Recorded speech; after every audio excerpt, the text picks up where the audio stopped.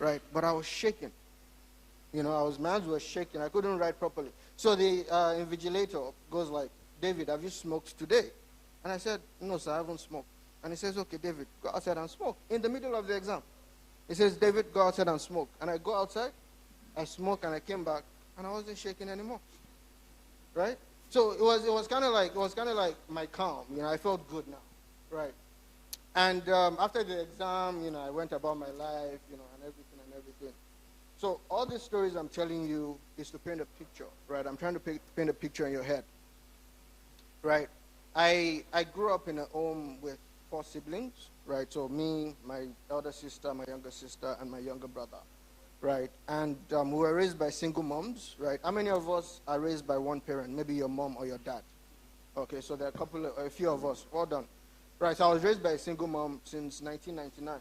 So that was a very long time ago, right? I still remember what my dad looks like, obviously, but, my dad and my mom, and I was raised by a single mom, and my mom brought us to Zambia and all that, and my mom paid for our school and all this kind of stuff.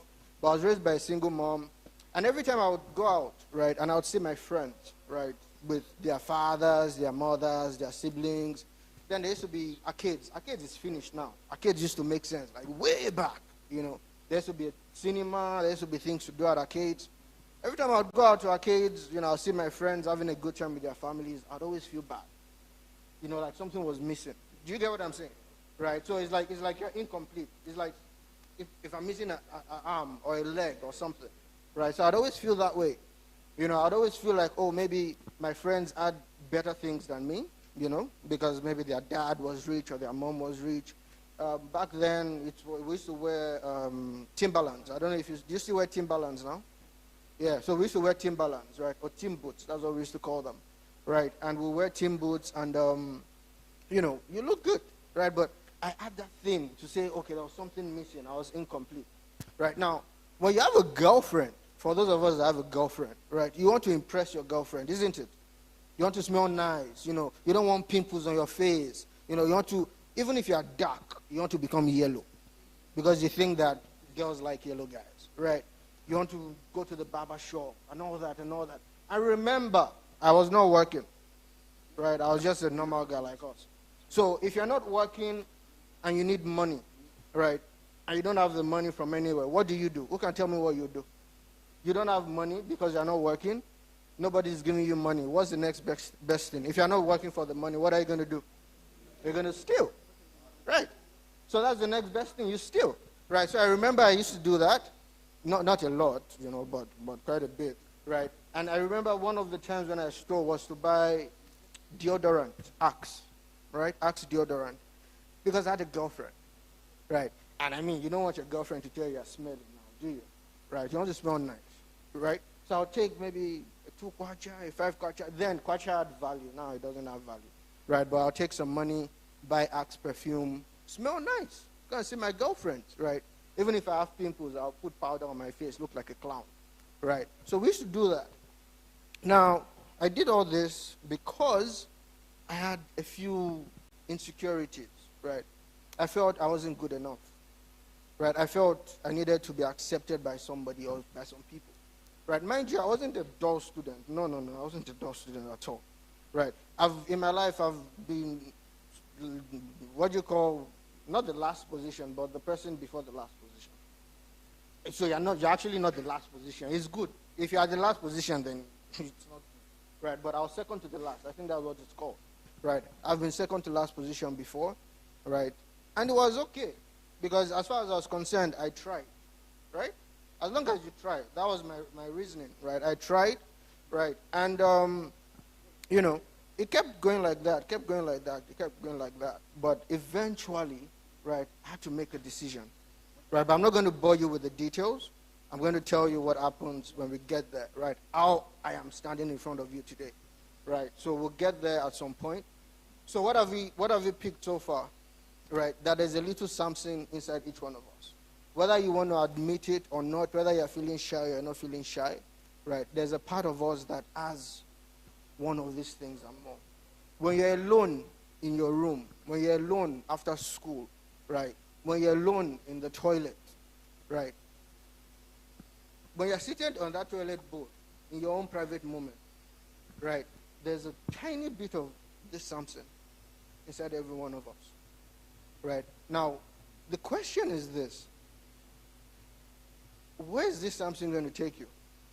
That's the big question, right? I had to make that decision myself, right? As a guy, I had to make that decision myself, right?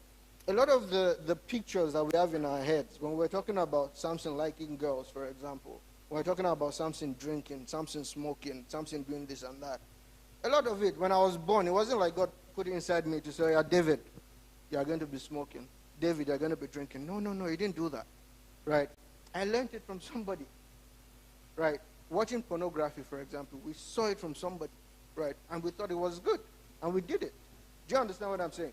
Right? Drinking, we saw it from somebody, maybe our dad, maybe our uncle, maybe our aunt, maybe even our best friend, right? And we thought, oh, that looks good. The reason why I said smoking, for example, is because in movies, I used to like the way they used to hold the cigarette. And I thought it was cool, right? And, when I tried it the first 2 times, 3 times, it became a habit. And I started doing it. It wasn't like as if I woke up one morning and I said, oh, today I'm going to start smoking. No, it just happened, right? So the point here is this. Most of the things that we are right now, right, most of the things that we are doing right now, it's things that we've been programmed to do, right? Maybe because we went through a difficult time in life, one of our parents died, our parents got a divorce, we couldn't pay school fees or whatever the case might be, right? It pushed us to that point. Another reason could be you saw it, like I said, from your relative, from your friends, from your uncle, whoever the case might be, right? And you started doing that, right? But the most important thing for you to note is this. You see this guy? This is not you. This is not me, right? It's a choice. It's a choice that we have to make every single day, right? Now, there's this saying that goes like, you have to act like a man. You have to act tough. You have to be tough as guys, right? You don't cry. Men don't cry. No pain, no gain. How many of us have heard those kind of things before, right? They tell us every single time, that, no, as a guy, you're meant to be, you're meant to be rich, be wealthy, all these things. Right. Where I come from in Nigeria, we have this thing that is going on now where young guys like you guys are doing what we call 419. Right. 419 is basically where you go on the computer and you dupe people of their money. Right. Some of them are actually doing money rituals as well. Because they have this image in their head that, oh, for me to be successful in life, I must drive a big car, right? And I must live in a mansion, right? Yeah, live in a mansion, that's nice. Have a big car, that's nice. But at what cost? At what expense, right? A lot of them right now in prison, right, in Nigeria. If you go on the internet, you'll find a lot of them on the internet, right? But it's because they had this messed up picture of what a guy should be, or what a man is supposed to be. Nothing says, there's this popular saying that no, crying is for women, right? Nothing. There's no rule like that. That's rubbish, right? It's like saying that eating is for women only. It doesn't work that way. Do you understand what I'm saying, right? So the point is this: we have this impression of what men are supposed to be like, of what we're supposed to do at our different ages. Of the things that we're supposed to be like, what we're supposed to like and not like, right? We have this image, and then it makes us to act a certain way, right? I remember when, back in our days, we used to put our pants here. I don't know, do we still do that? It was very big back then. We'll put our pants here and we'll do like a mohawk. I haven't seen anybody with a mohawk here, so it means that mohawks are no longer in fashion, right? But we used to call it low waist, and then you now be walking like this, because you can't walk properly because your pants are so low. Right, but it's because of the picture, right, and the image that we've had from our parents and from whoever, from society, right? But if you really want to get to the point where, your life is worth something, right, you have to trade with that picture. And then you have to have the courage, right, to start creating by yourselves, right? Maxwell, where's Maxwell? Who inspires you in this world? Who do you like? Who do you like? Who? Anywhere in the world. No, not this guy. I mean somebody who's successful, like a musician or something, footballer. You don't like anybody? Did I see a hand? Yeah. Who's J Cash? J Cash is a musician? Slap D.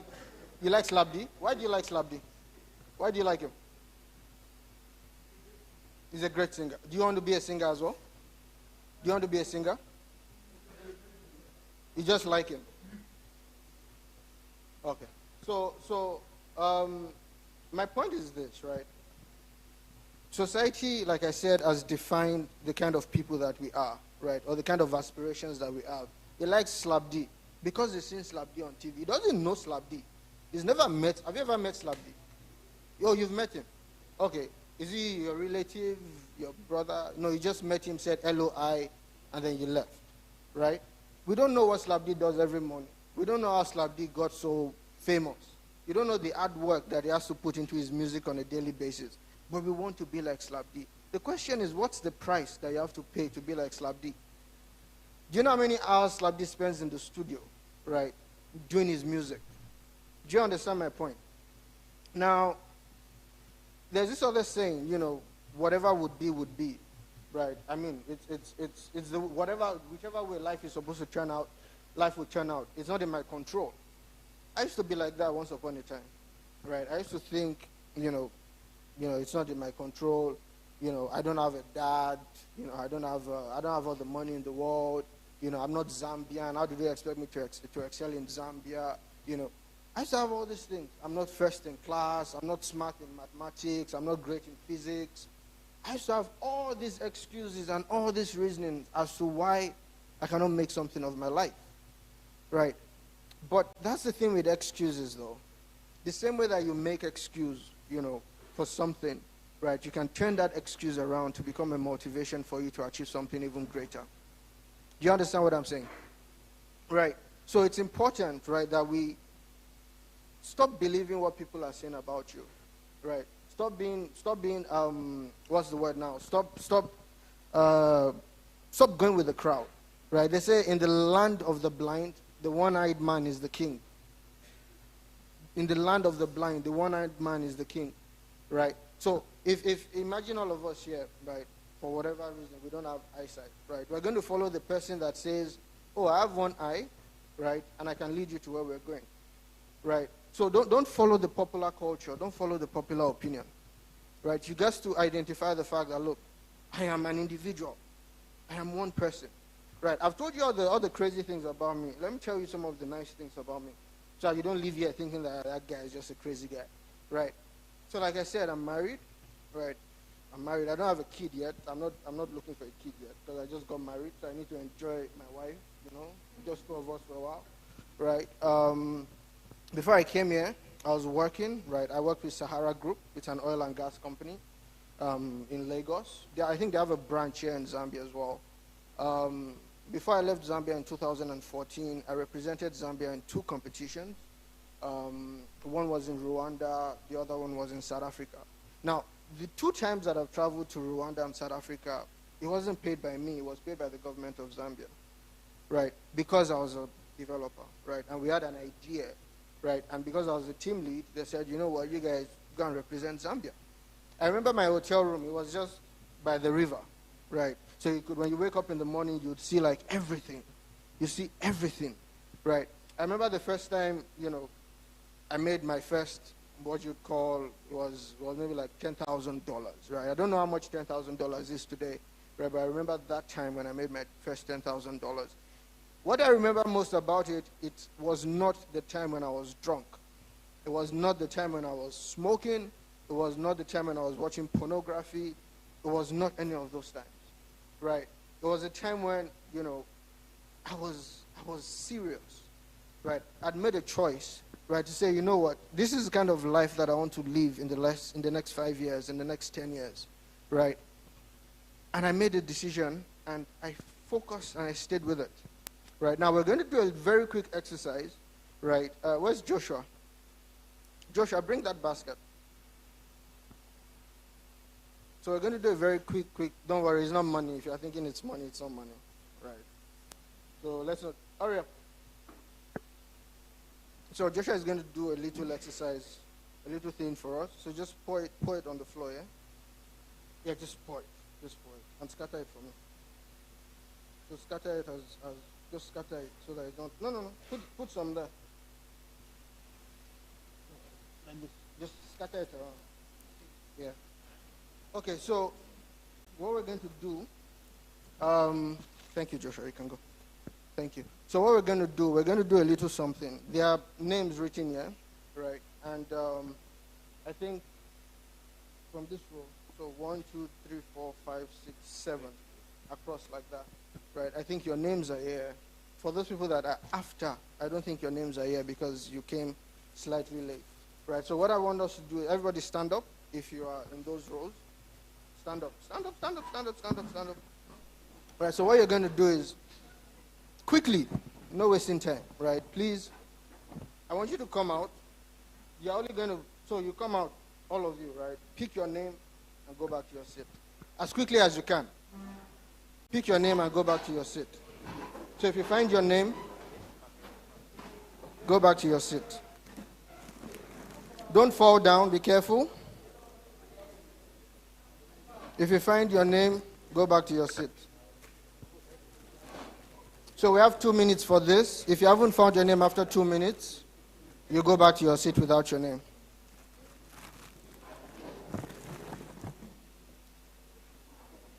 Careful so that you don't hurt yourself. Okay? Careful, careful. We have 1 more minute, 1 more minute. 1 more minute. 45 seconds. 45 seconds. I said be careful so that you don't hurt yourself. 45 seconds. 30 seconds more. 30 seconds more. 30 seconds more. So 20 seconds to go. 20 seconds to go. It's too crowded. 10 seconds to go. 10 seconds to go. 5 seconds to go. 5 seconds to go. 10, 9, 8, 7, 6, 5, 4, 3, 2, 1. Thank you. Let's go back to our seats. It's okay if you didn't find your name. Okay, let's go. All right, let's go. Thank you. All right, let's go back to our seats. Okay, let's go back to our seat. It's okay. It's okay. Okay, you didn't see your paper. It's fine. Okay, so my instruction was simple. I said, come out here, find your name. How many people found your names? Can I see it if you found your names? Okay, a couple of you found your names. Bring it back. Come on, put it back. If you found your name, put it back.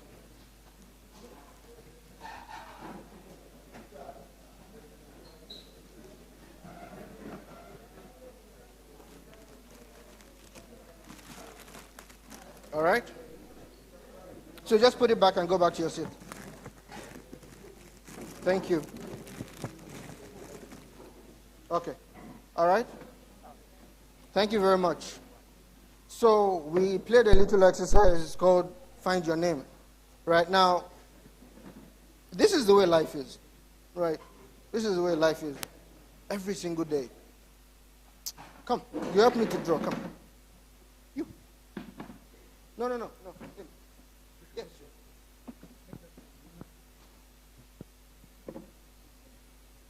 Okay. So, come and stand with me. What's up? Oh, you thought I called you? No, I was calling him. Thank you. Right. So, when I said, find your name, right, and then go back to your seat, it was a very simple exercise. Right. So let's play together. Right. So let's assume that I am all these guys. So inside, right now, I'm like, I don't know, I mean, maybe like 100 people. Right. What if, when you came up front, right, the first person or the first 2 people that came here, right, if I pick up a name, this says Daliso Banda. Who's Daliso Banda? Where's Daliso? Daliso, come and check your paper. This is Aaron Ngoma. Who's Aaron Ngoma? Okay, Aaron, this is for you. Please give Aaron. Right. Call out another name there. Pick one and call out your name. This is Crispin. Who's Crispin? Give Crispin his paper. Who's Robert? Robert Nkoma. Okay, Robert, I have your paper. I'll give you later. Right. Blessing Piri. Okay, so that's Blessing Piri. Okay, pick one more. Anyone that you like. Who's that? Who's Gift? Okay, give, and then you can sit. Thank you. Right. So, the point is this, right? When everybody came front, I even saw some people climbing other people's back to get their paper. Some other guy was going through somebody's legs, right? Which is fine. It's okay, right? But the point is, if one person had stood there, or the first two people that came out had stood there and said, all of you line up, right? I'll call your name. And he says Gift, and Gift picks his paper. I think all of us would probably have gotten our papers. Don't you think so? Right. The reason for this little exercise is this. I told you all my story, right? But I didn't tell you something that is very important. I had people to help me. Through every step of the way, there was always somebody that was helping me, right?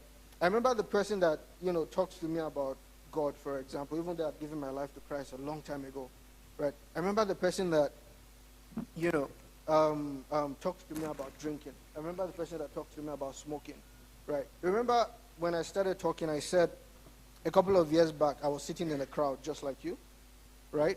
I remember the person that invited me to that crowd, right? And I sat. I remember the person that, said, you know what, David, you need to join a reading club, right? Read books, right? Because you're going to learn from the experiences of other people, right? I remember that, right? And that's the most important thing, that there is always somebody to help you along the road. When you're this Samson, right, you feel like you're on your own, right? You feel like you're going to go through life by yourself. You feel like there's nobody to help you. I used to feel that way, right? I used to feel it's me and my bottle, right? Or it's me and my cigarette, or it's me and my girls, or whatever the case might be, whatever it is that you're thinking, right? I used to be like that as well, right? But when I realized that, look, at the end of the day, it's not about running, it's not about how quickly you get there, right? I've done all sorts of businesses, right? I used to sell vegetables, I used to sell books, right? We used to we'd look at a newspaper, we'd look for a piece of land, and we would start calling people to say, oh, do you want to buy this land? I know this guy is probably no Kundizi. We used to do that there's a guy, he's a pastor now, we call him Pastor Kundizi, right? But we used to do that, and except you are at the point where you say, you know what, I'm going to sit back, right? You're not too young. That was my problem as well. I thought I was too young, right? I thought mommy would always be around to sort me out. Daddy would always be around to sort me out. I would always have my friends, right? In Nigeria, we say when Yawa will gas, there will be nobody there to help you, right? And it's so great that we have people of 12 years old, grade 9s and the likes in this place this morning, right? Because it means that the kind of advantages that someone like me didn't have, right? I was maybe, 18, 19, when I started thinking about some of these things, right? The kind of talk or the kind of examples or the kind of opportunities that I didn't have, you guys have it today, which is the most important thing, right? To know that, look, at the end of the day, there is somebody to hold your hands, right, through this process. It's not easy being a guy. Trust me. It's not easy being a guy. They expect you that you would pass grade 9, you pass grade 12, you go to college, you get married, you have 5 children. Is it easy? It's not easy. But that's what life expects. Now the question is, are you equipping yourself to be able to face this life, or are you going to be like Samson, right, and just let people just define for you whatever it is that you should be? It's a choice.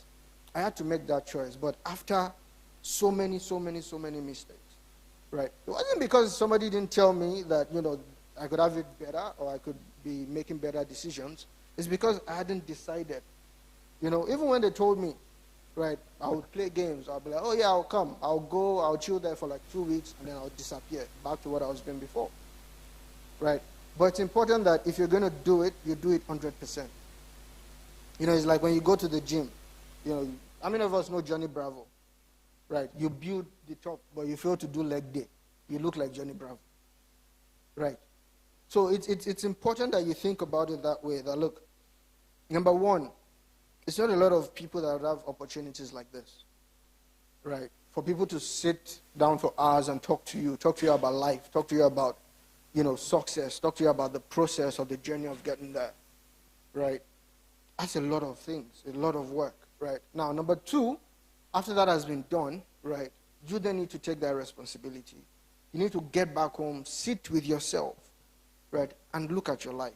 You're not too young for these folks sitting up front here, right? Some of you, if I ask you now, you say you want to be a doctor, you want to be a lawyer, you want to be a billionaire, you want to be this, you want to be that, right? But what is it going to take for you to be that? I think that's the biggest question, right? With the man that you are today, or the man that you are currently, on the path to becoming, is it going to help you? Is it going to take you to become that? Or are you going in the very opposite direction? Right? You need to make that choice. Now, after you make that choice, right, after you've done an appraisal of yourself, right, to say, okay, where am I? Right, where do I want to be? Right, you need to now know, okay, what do I need to do? And I'll tell you for free, right, the best place to be is in a group of other people that are going to the same place as you. It's like you want to go to Ndola and you get into a bus going to Livingstone. Right. By the time you get to Livingstone, you realize that I was on the wrong bus. But the guys that went to Ndola, they've already done whatever it is that they wanted to do in Ndola and moved on with their lives. Right. So my point is, it's not too early. We put this thing together, right, so that you realize that, there's somebody to help you, right, to help us together because we're a team. Right. There's somebody to help us that I can hold your hands, right, and we can go together on this journey called being a man. Right. Forget all the definition of a man that you've learned, that you've known, about how a man must be very rich and how a man must be, must be able to drink like 5 bottles of alcohol for you to be a man. And if you don't drink 5 bottles of alcohol, you don't have stamina and all these other myths. Right. Forget about all those. Right. Think about it. I was alone in this world. Right. What are the things that I would want to do? What kind of person would I want to become? How do I want to be that person? What do I need to do to become that person? Right? If you don't know the answer, right? Leadership farm. When I was talking about, somebody talked to me about drinking, somebody talked to me about smoking. It was leadership farm that helped me. Right? I remember, I would pray. They would invite me for prayers, not to pray for me. No. For me to become part of a prayer.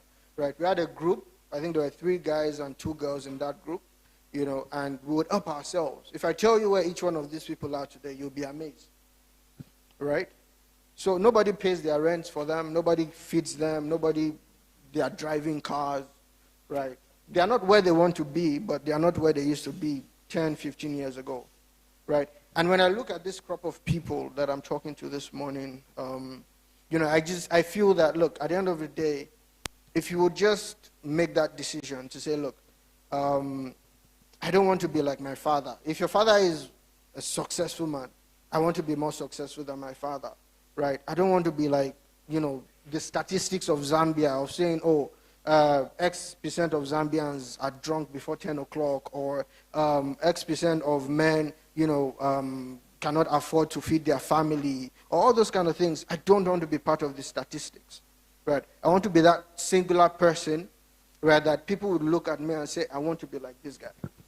Right. He talked about Slap D. Everybody would like to be like Slap D. At least have the things that Slap D has. Right. But have you paid the price that Slap D has paid to get what he has? Right. And the first place that you start is, like I said, taking responsibility. Right. Taking responsibility for yourself. Because nobody else is going to do that. Right? Your father and mother, they can care for you, but at a certain age, they're going to start telling you, guy, when are you moving out from the house? Right? They're going to start asking you, guy, all this in Shima that you're eating, your sister is eating 2 lumps, you're eating 5 lumps. Do you want to finish the food in the house? Those are questions that they're going to ask you. And now when it's time to eat, you can't even chew properly because you're feeling shy. Right? Because you think you're finishing all the food in the house. Right, but I would love a situation where these young men that are sitting in front, right, after 2 years, they can look at the bigger guys in this room, right, and say, you know what, I want to be like this guy. We all attended the same seminar on the first day, right? We all heard the same thing, right? But I want to be like this guy because he has put in the work. He has tried, right? He's becoming something. Even though he doesn't have houses and cars, right? Because that's not how you measure your success, right? Your success is measured in, you being comfortable with who you are, with doing your best, right? With making progress every single day. If you can be that, if you can be making progress every single day, right, you're on that path already.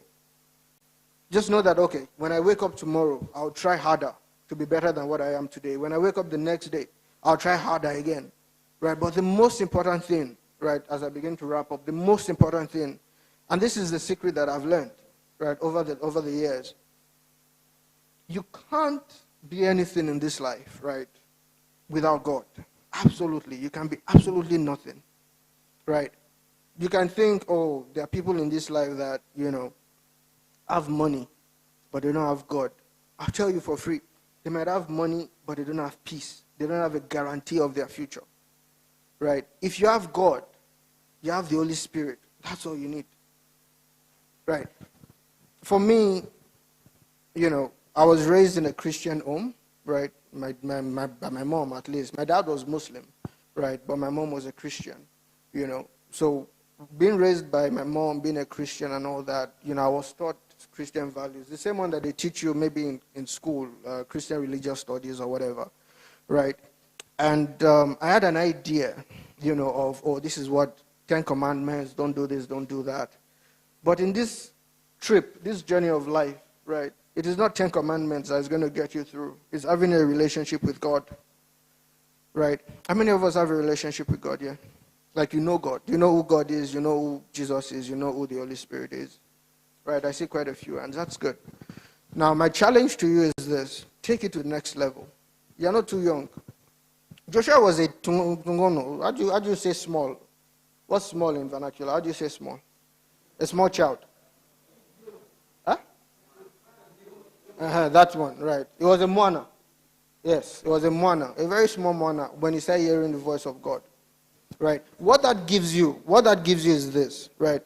It makes you to know that, look, if I'm going to do something by my own strength or my own ability, right, I might do it, it might fail, it might succeed. I don't know, it's 50-50, right? But if you're hearing from God, right, and if you're hearing from the Holy Spirit, I guarantee you, it's 100% going to succeed. And you're not too young, right? You're not too young. So my challenge is, you got to think, right, and say, I want to be this, right, in the next X amount of years, right? I want to be this in the next X amount of years, right? Number one, like I said, take responsibility for your past. Take responsibility for the decisions that you've made, be it academically, be it in your life generally, be it in your relationships, be it in your habits, right? Take responsibility for those. Say, these were my choices, I own them, right? If you own them, there's nothing anybody's going to say to you that will make you feel bad. Because you've owned them. You said, you know what, I'm responsible for this. Once you accept those responsibilities, you now say, what do I need to do? Where do I need to make the changes? Where do I need to make the tweaks? Right? Identify those changes that you need to make. Is it that you need to change your friends? If you do, then have the courage to do it. Don't worry, we have nice friends here. We will make new friends in this place. If you don't have other friends, I'm your friend. You can always come and talk to me. Right? Make those decisions that, you know what, I want to change, right? I want to do things differently. And then have the courage to actually start doing them. Right? And I guarantee and I promise you, right, that if you make those choices, if you make those decisions, if you walk with the Holy Spirit, if you walk with God, right, give it a couple of months, right, you'll see that your life will change. You would notice it. Nobody has to tell you about it. You would notice it, that my life is different. Right? So how many of us are making that decision today? That I'm going to start thinking differently, right? I'm going to start thinking about what I want to be, not living life by default, right? It's like a field. If if you cut all the grass in the field and you don't plant anything in that ground, what's going to grow? I didn't hear you. What's going to grow? Weed is going to grow, because weed would always grow. As long as there's soil and there's fertile ground there, weed is going to grow. So because you haven't planted something, that doesn't mean nothing is going to grow. No, weed is going to grow, and nobody wants weed. Right? So except we make a decision in life to say, I want to plant something in my life. Right?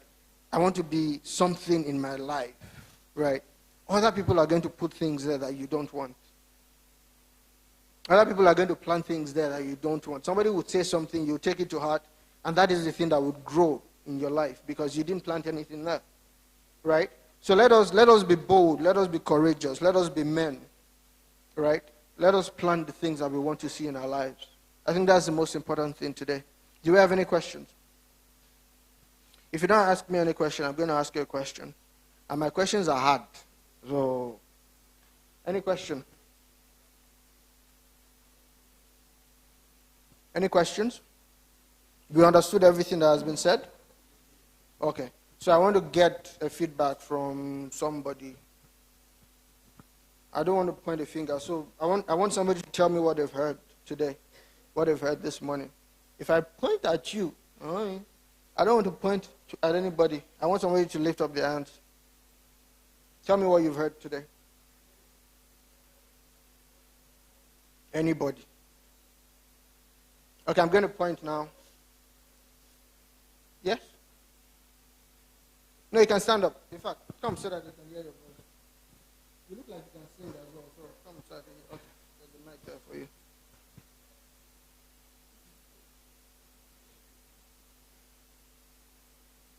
Is it working? Okay, let me use this one.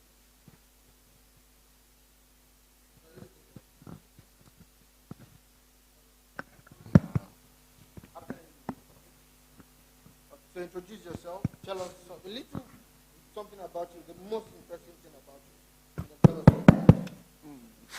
The most interesting thing that would blow our mind.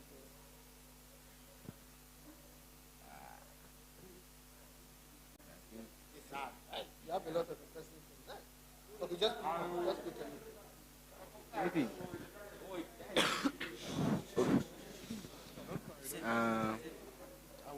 First of all, my name is John.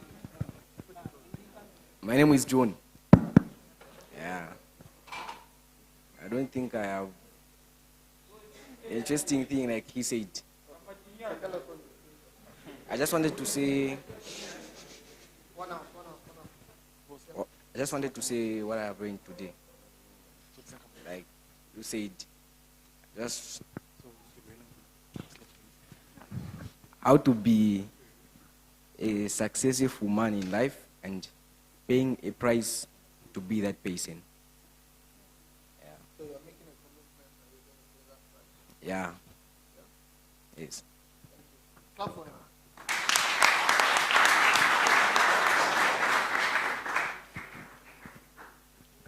him. Good afternoon. My name is Chimunya Mutiambe. Yeah. Yes, what I've learned today is that as a guy, you do not have to do things alone. You've got so many people who are there to help you at every single stage of your life. And if you ever feel that you are alone, you're not. You've got God with you, you've got the Holy Spirit with you, you've got church elders to be there for you when you've got any problem you're going through.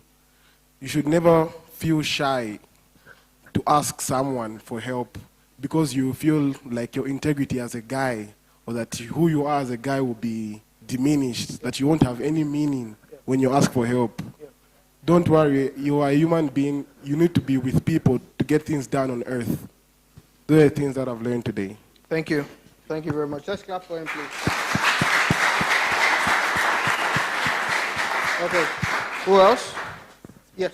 Please. So my name is Mwamba. Yeah, So my name is Mwamba. Yeah. One time.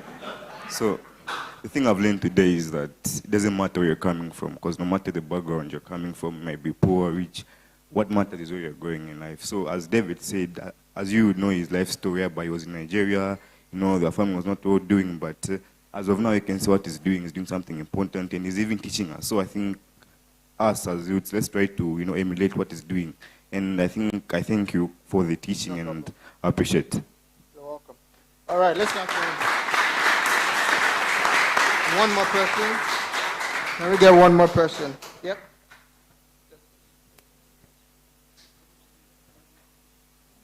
Yeah, stand up. Introduce yourself. My name's David Kambita. And Your name is David as well. My best friend. Yeah, go on. Okay. One thing that I've learned today is that your current situation does not define what you're going to be in the future, but the choice that you make. That's Absolutely. what I've learned today. Absolutely. Thank you. Thank you. So it's important, like you just said, and like every other person has said, it doesn't matter where you're coming from, right? If everybody if we measure people, right, who've been successful by where they came from, a lot of them would not have been successful. Case in point, Jesus Christ. He was born in a farm. He wasn't even a farm. A farm is nice. He was born in a thing, a shelter thing, right? But you saw what he did with his life. It's the same thing with us, right? It doesn't matter which place you are born in Zambia. It doesn't matter who your parents are.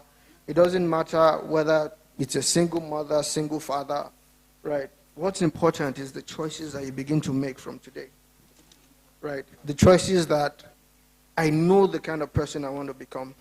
If you don't know the kind of person that you want to become, please come through and talk to us, right? And we'll talk to you about it, right? But it's important, right, that from today, before you do something, think about it. Is it going to help me towards that person that I want to become, right? Or is it going to take me away from that person that I want to become, right? And I pray and I beg you, please don't do anything that will take you away from what you want to become, right? Because it is too important. Your life is too important. Zambia, with your life, is too important, right? Because I feel that, the people that are seated here with us today, right, are people that are going to be the leaders of Zambia tomorrow, right? I'm old already. I'm too old, right? So we are waiting for you guys now to start doing stuff, right?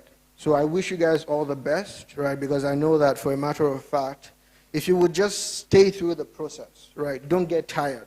Because it's going to get hard.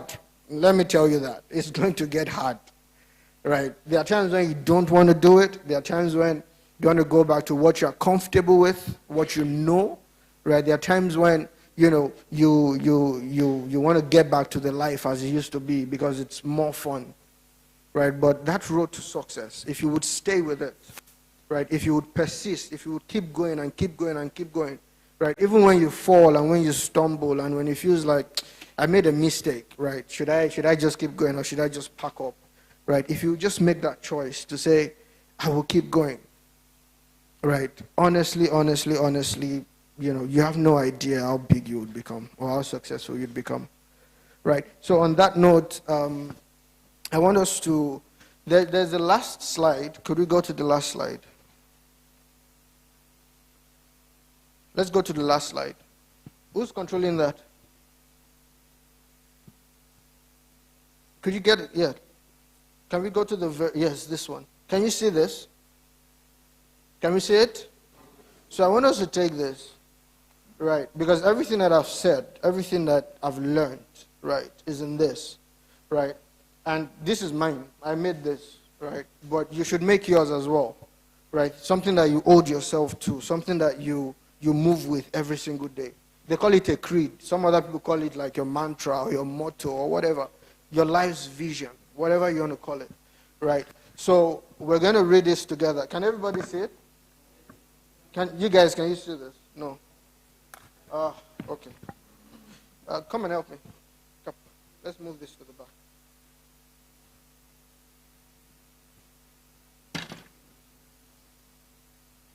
Okay, let's move the board.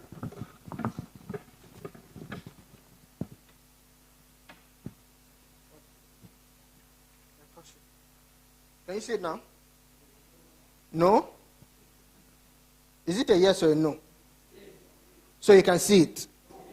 Whoa, whoa. Okay, what we'll do is we'll try to, if you want it, you can always come and get it, but don't even use mine, right? Use yours. I'd want you to come up with yours, right?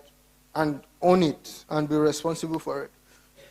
So this one says, I'll read it first, and then, we'll read it together after we're done, right?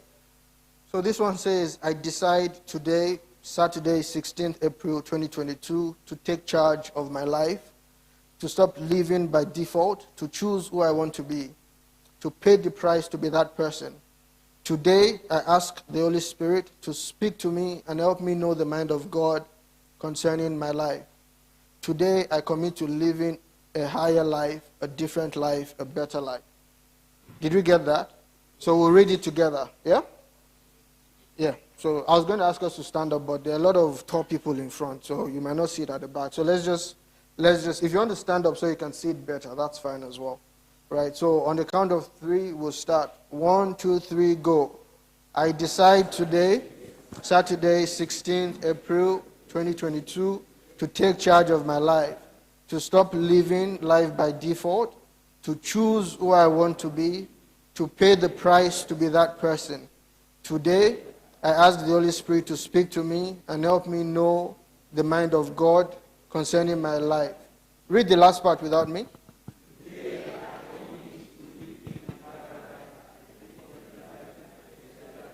Fantastic. Let's clap for ourselves, please. All right. So I'm still around. I'll be at the back. If you want to chat during break, if you want to, know a bit more about the naughty things I used to do, wink, wink, you can always come and meet me at the back. So I'd want to, hand over the microphone now to the next person. Bro, are we ready? So we're going to stand up and give him a round of applause. Please, let's do it. Please, let's stand up and clap for him as he comes. Grace him, grace him, grace him, grace him, grace him, grace him.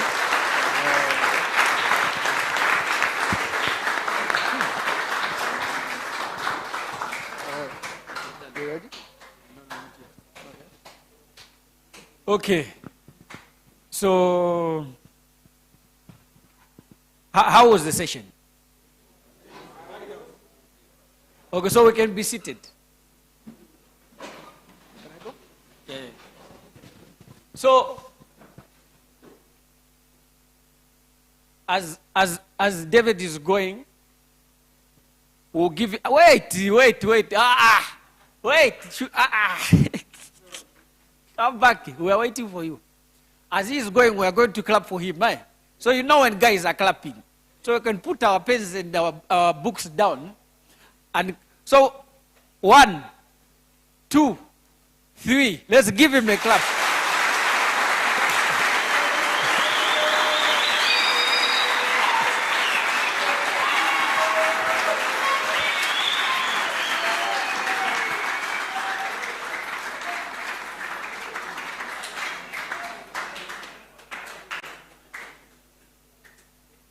Okay. So,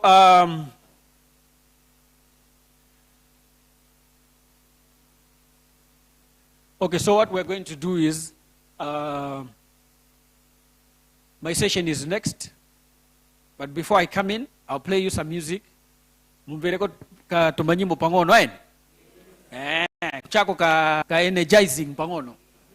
Okay. So mbona mvere nyimbo bwanji manje?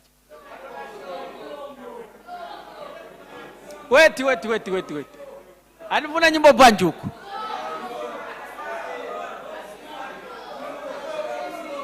Wait. But wait. But futi Stephen ajayo tu kwani. Shh.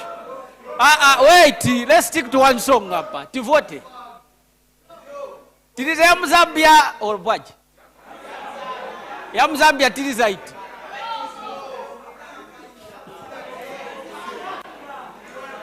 Pari be oda pa. Niti ya disbo. Atwa joy. Vua tiriza iti. ya Mzambia. Steve na yajari na ma explicit words yaje. We don't want those songs, those kind. That one joy. Yeah?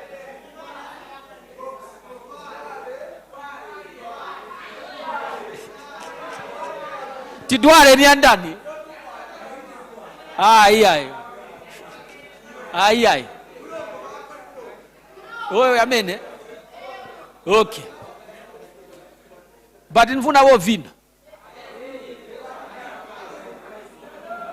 Nuze ni wakali ni watu wo vina.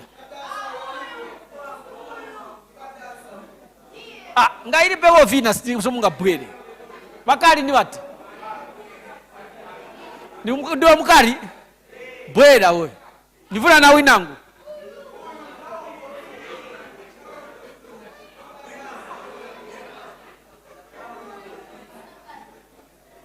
Nivuna na winangu.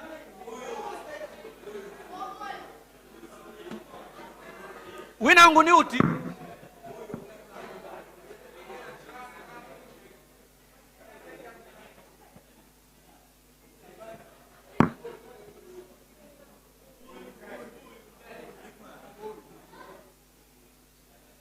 Mukali winangu ni uti.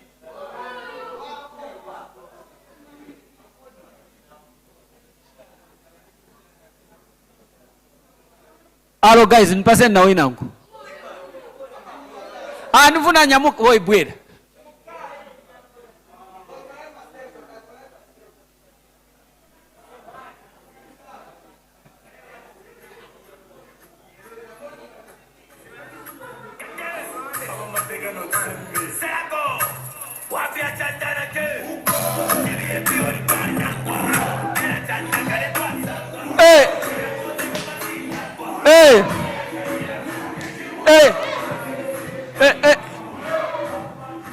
My presentation is not ready. Very far. But I will use it anyway. How can I pivot? Give it to me.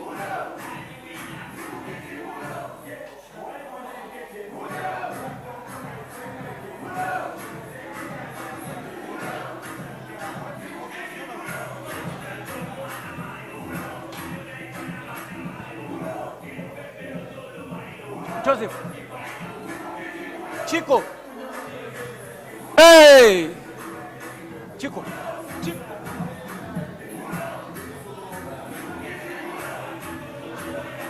Most times when there's my phone, they repeat the song. Doing something. Hey! Ni wa next manje mtotele ni huyo. Tie woi nangu tie yamba.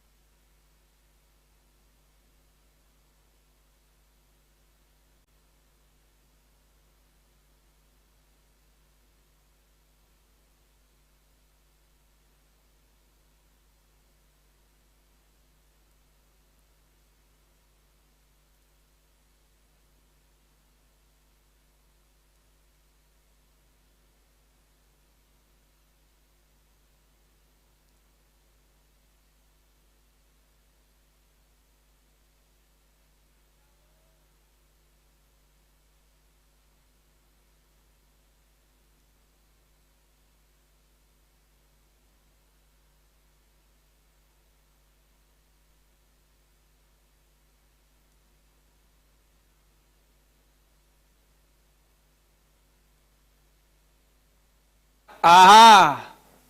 So manje. Mverani manje. So manje nifuna wena ngo wawili.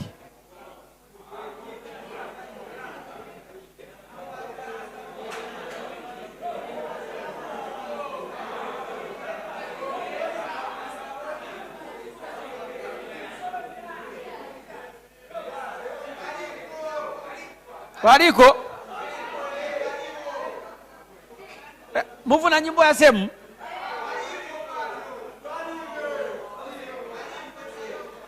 Mufuna ina nguo, mufuna nyimbo bwaji? Nifuna wajawezo kamba pali pop smoke walikuti. Wezo funa pop smoke walikuti. So woye mbekeza wabwera. Bwerani wajawezo kamba pali pop smoke.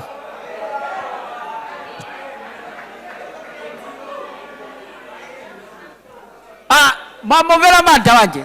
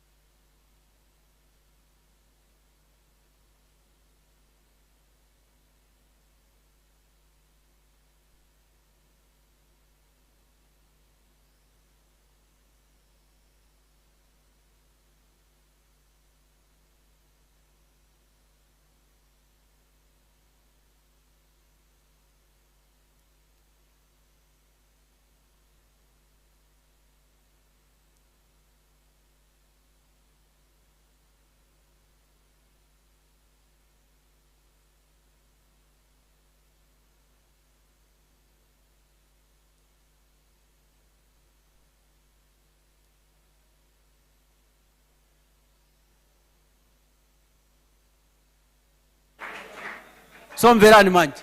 Awe. Somverani manje. Tose tizayimirira. And then tose tivina. Imirirani nini mwembekezani imirirani. Stand. Makanovina nakuza nbweradu. Mverani. Okay, wait. Mverani. Okay. So I know hip hop music. So we can only play clean versions here, not explicit music. Why on? Mverani kairo. Mazimfuna mkamba chenyimbo. Okay, you guys, can we all stand? Can we all stand? Energizer.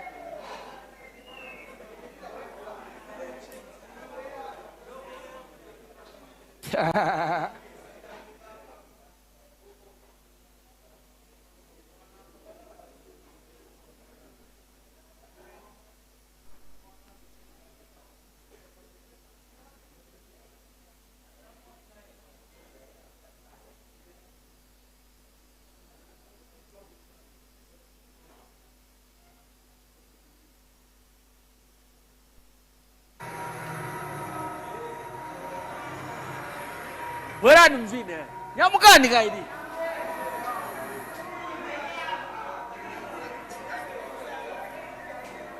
Okay, bwana tipunise dance at least.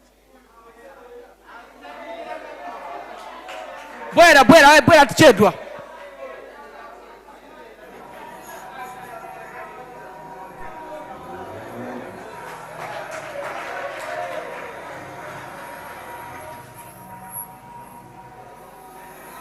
Mubwera olo bwaja.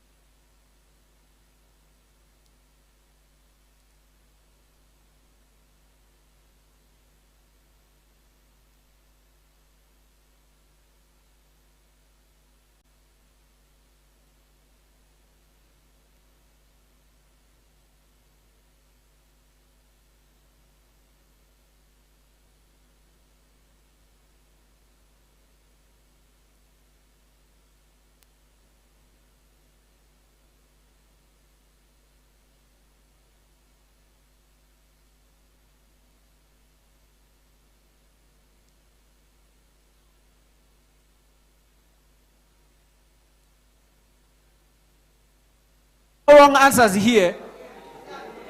Wait. Listen. Listen, let's get each other. So this is a safe space. There's no wrong answer, Ain. There's no wrong answer here. So no. That's his opinion. So let's do this. Shh. Let's agree on something. As men, we need to respect each other's.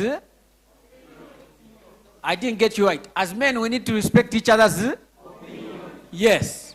So we can see the same color. I can see it as blue. You can see it as red. That's my opinion. You get the sense? So let's respect each other's. Yeah, thank you very much. There's no correct answer here. There's no wrong answer. There's just answers here. So we are learning from each other.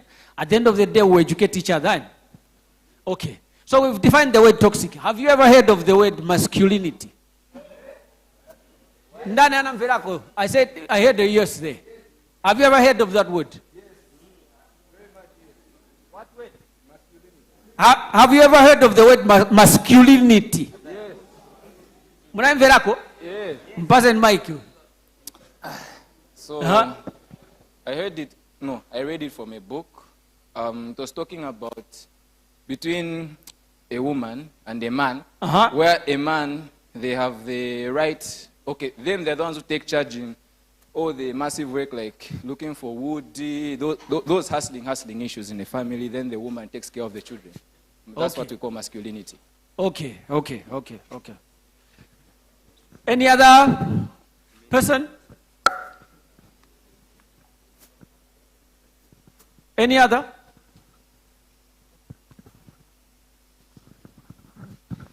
All right. Yeah. So when you talk the word masculinity, it means that something that has been stationed. This mic, eh? Yeah. Okay. So when you talk the word masculinity, it is more like the characteristic that has been stationed in a man. Okay. Yeah, that's what it means. Now the mic, it was just a little bit slow, so that's the reason why I couldn't express it nicely. Okay.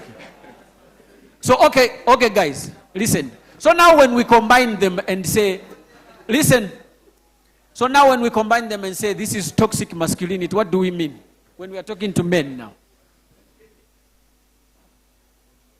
What do you think we are talking about?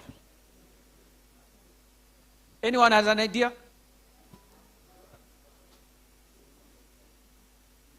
Okay. Give him the mic. We are having a session together today. So these are the characters that have been intoxicated in a man. Okay. So now let's get to the actual definition. Can I have someone to read for me? We are having a session together today. Can I have something to help me? Can I have someone to help me?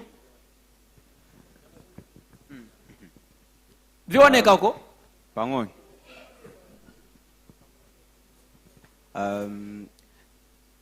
That's masculinity. Masculinity, social expectations of being a man. The term masculinity refers to the roles, behaviors, and attributes that are considered appropriate for boys and men in a given society. Masculinity is constructed and defined socially, historically, and politically rather than being biologically driven. So what do we understand by that, by those terms? We are defining masculinity now. So we are talking about social expectations of being a man. Where in our society, what do you think are the social expectations of being a man? What is it that society says?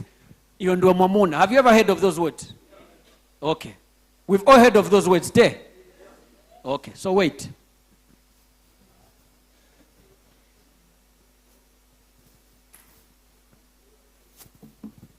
I want us to understand if we've heard of those words.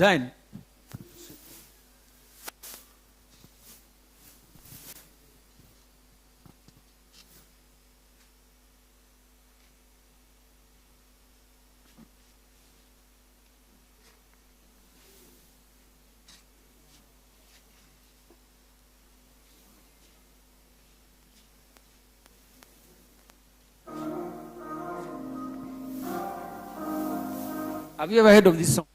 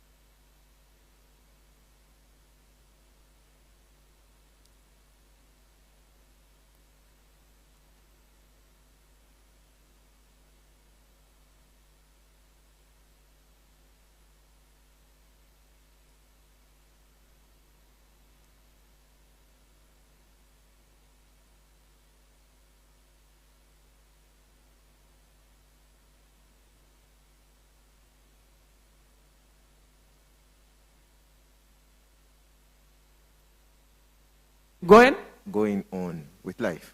Okay, that's good. Another one?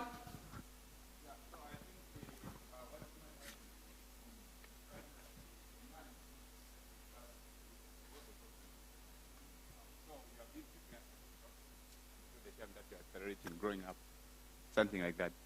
Okay. So when we look at men and women, do you think we are equal? We are not equal in what way? Why do you think we are not equal? As human beings, are we equal? Those that are saying no, As for me, where I come from, they don't respect men. Yes. They don't respect men? Yes. Because when I'm seated watching a movie, they will come, it's hard for me, because as for me, I grew up with girls. The only boy in a family of girls. And I'm the last. But if you put it this way, like if the last born is there's the son and the daughter is treated in a polite way. But when we come to the son, it's treated in a rough way, because they say, Mwamuna, like you said, Mwamuna Samari, I said, we are raised to be the men of tomorrow. Yes, that's what I can say. Okay, so when you say we are raised to be men of tomorrow, are we raised in a good way or in a bad one? So there's toxic masculinity and there's healthy masculinity. Let's know the difference. There's toxic masculinity and then there's healthy masculinity. I'll give you a task when we are done. So now, when you are being told to say you are a man in the house where we come from, I don't want us to focus on this only. No. I want us to focus on where we're coming from and how we are being raised. We are not saying you are being raised in a bad way. We want us to understand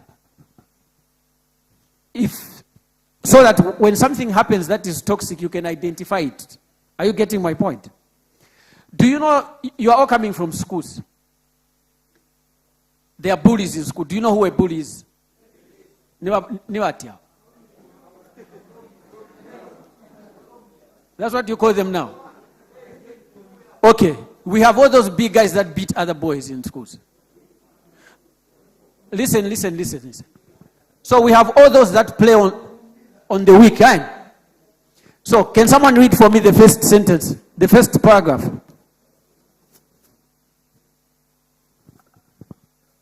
A volunteer, anyone?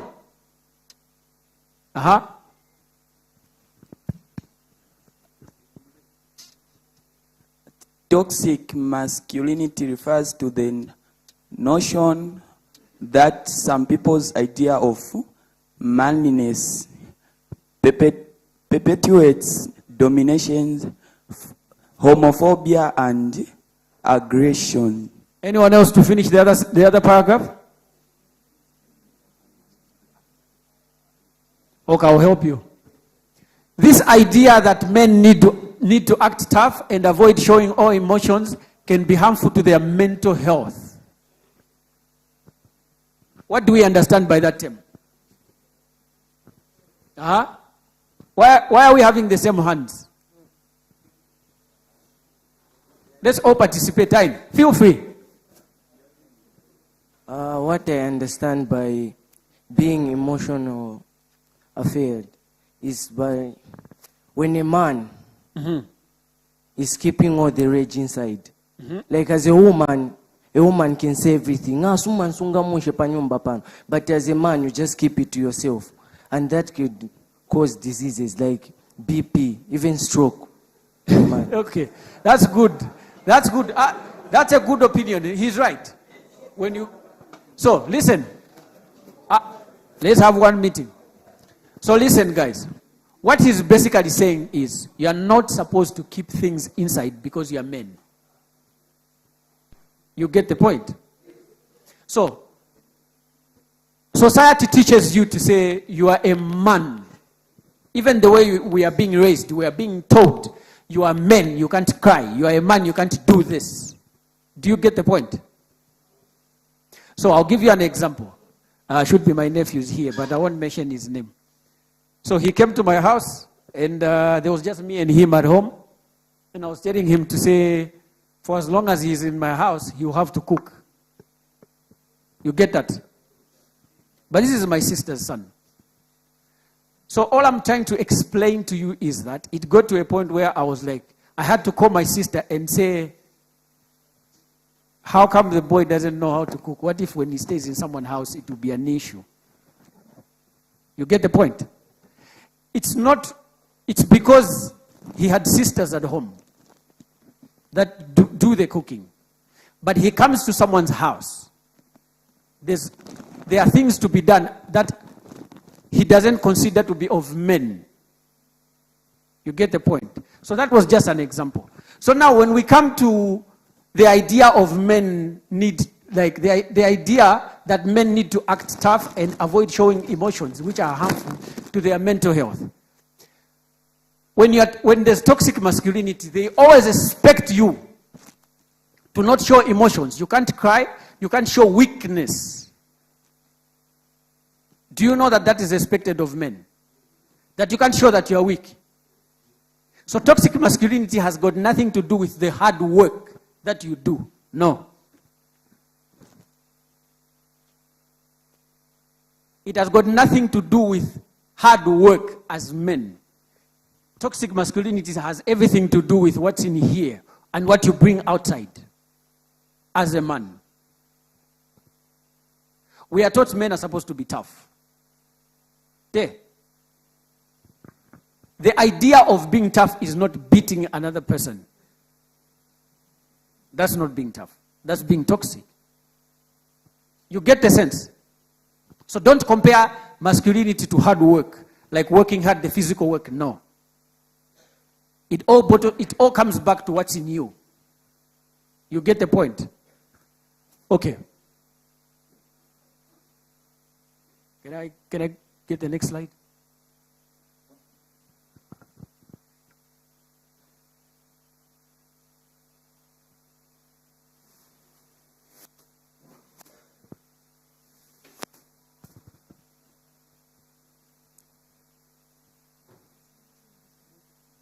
So at the end of the day, we'll have a discussion on toxic masculinity and healthy masculinity. So we know the difference. Okay. So far from what we've learned, like as men, are you getting to understand what toxic masculinity is? How many of us are going through this? Okay, we'll get to understand where we're going.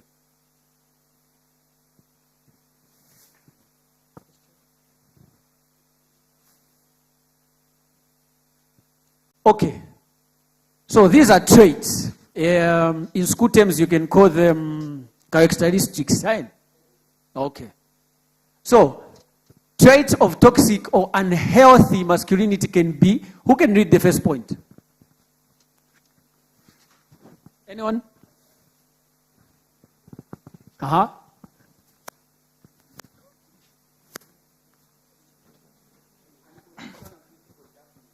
Wait. Unconditional physical toughness. What does that mean? Anyone else?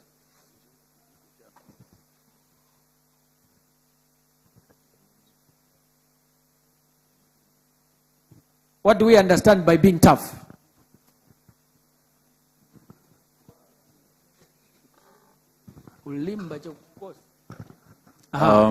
Unconditional physical toughness, it means that no matter the circumstance, whether it's bad or it's worse or it's good, you still have to be tough. That's what it means. Can we give him a hand? So we are being programmed by society to say, as a man, or the way you are being raised as a boy you have to be tough.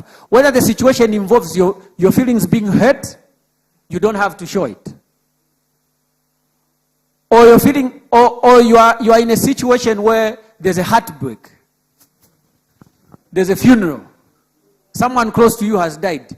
As a man, you are not supposed to show weakness. That's what that sentence means. Let's go to the next one. Anyone to help me with the next one?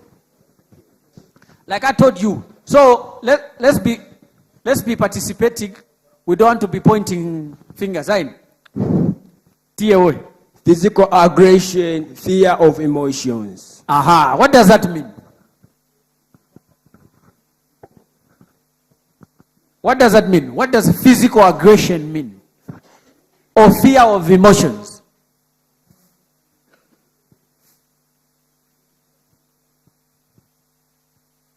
Anyone?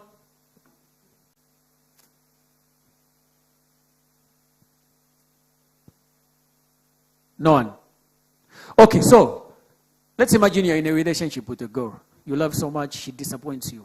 Then you feel like crying. Aha, so now you understand what I'm talking about. You are in a relationship with a girl that you love so much. Then she has disappointed you. Heartbreak. Then you feel like crying.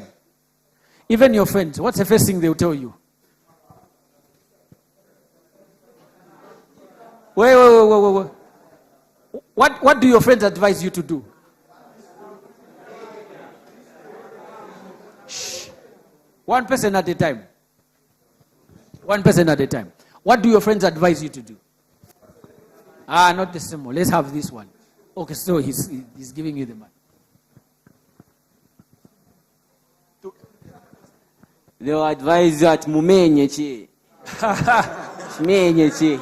And then Uku? Yes, to be strong. Okay. So have you seen the two responses? Can I have him? Give him the mic. Yes, talk to me. Just to move on. Okay. Yeah. Okay, that's good. It happens. How good that it happens, Yes. It happens. Okay. So let's do this now. Did you get the first point here, guys, at mumenye? Just beat her.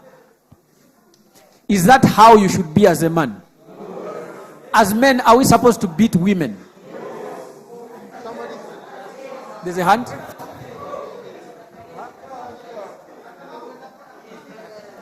Why? It means beating. Okay, guys, listen. Let's have one meeting. So, let me ask you this. As men, are we supposed to beat women or sisters?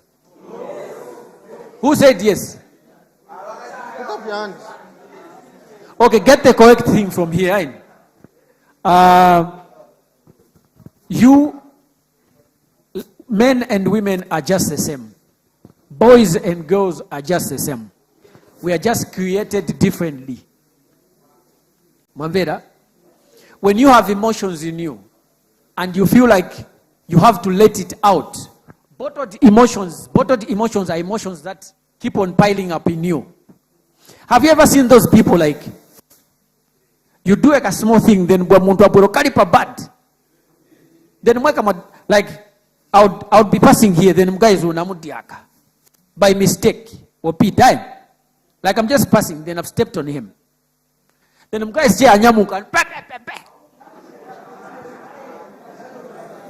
what would you think? The first thing you'd think is maybe like there's something I've done wrong that's big for him to beat me. But when we realize that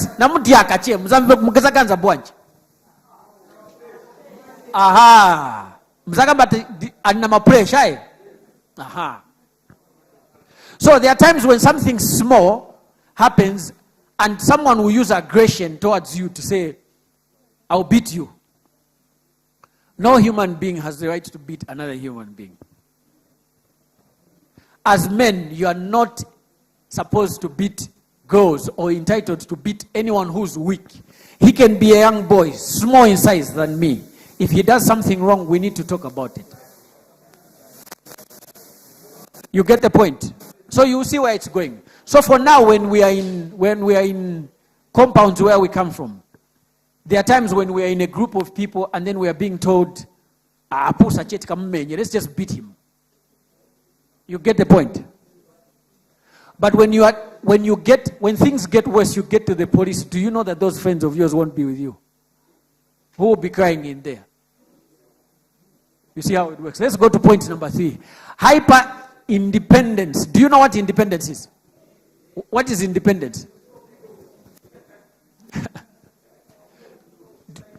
Okay, so let me define it for you. When we say hyper, to hype something is to give it more energy than it's supposed to have. So independence is isolating yourself to be on your own. But if they're in a group of people, they want to control the group. How many people are friends here? How many people are friends here? Friends, like you've come as a group. Okay, so let me ask you this.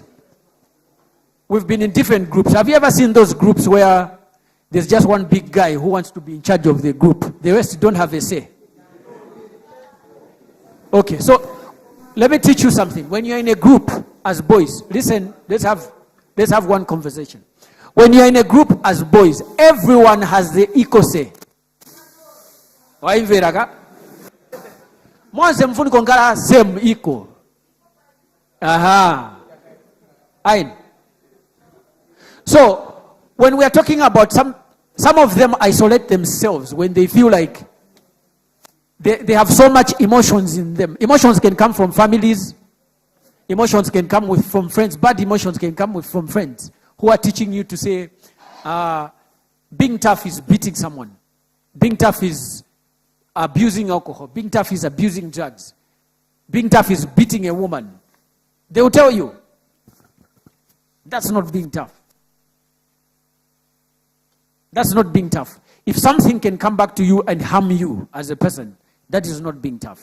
You are trying to please society, or you are trying to avoid certain emotions to get to you, so you use something instead. Like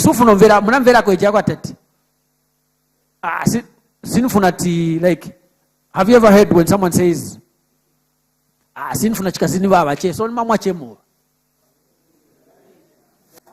you get that?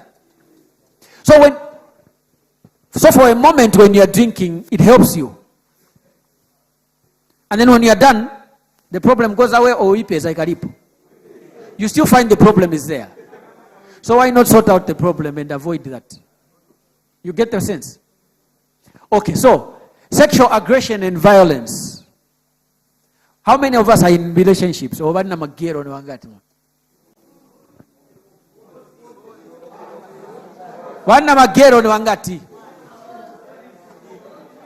so let's talk about this. Let's talk about the real situation here.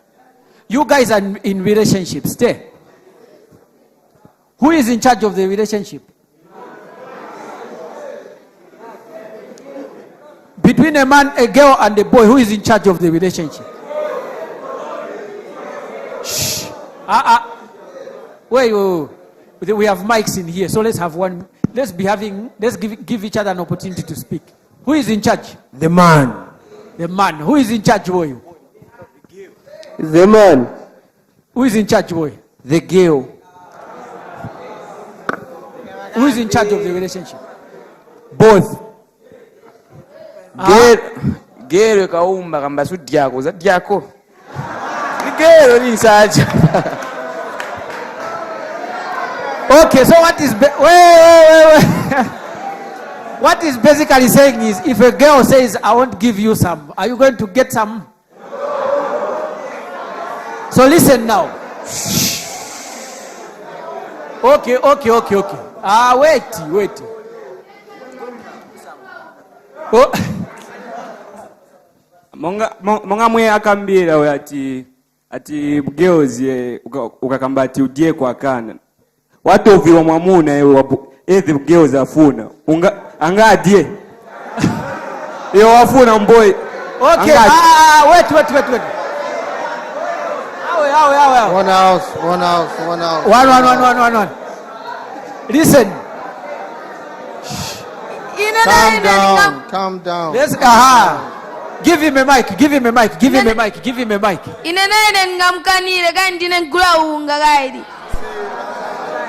You are too young.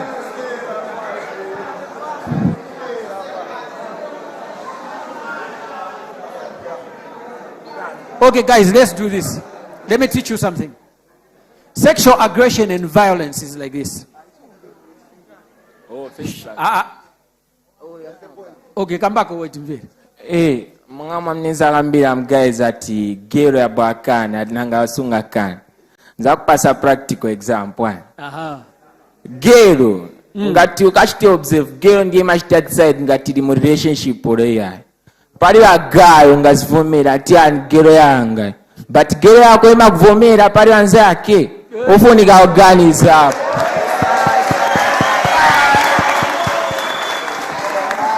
Okay.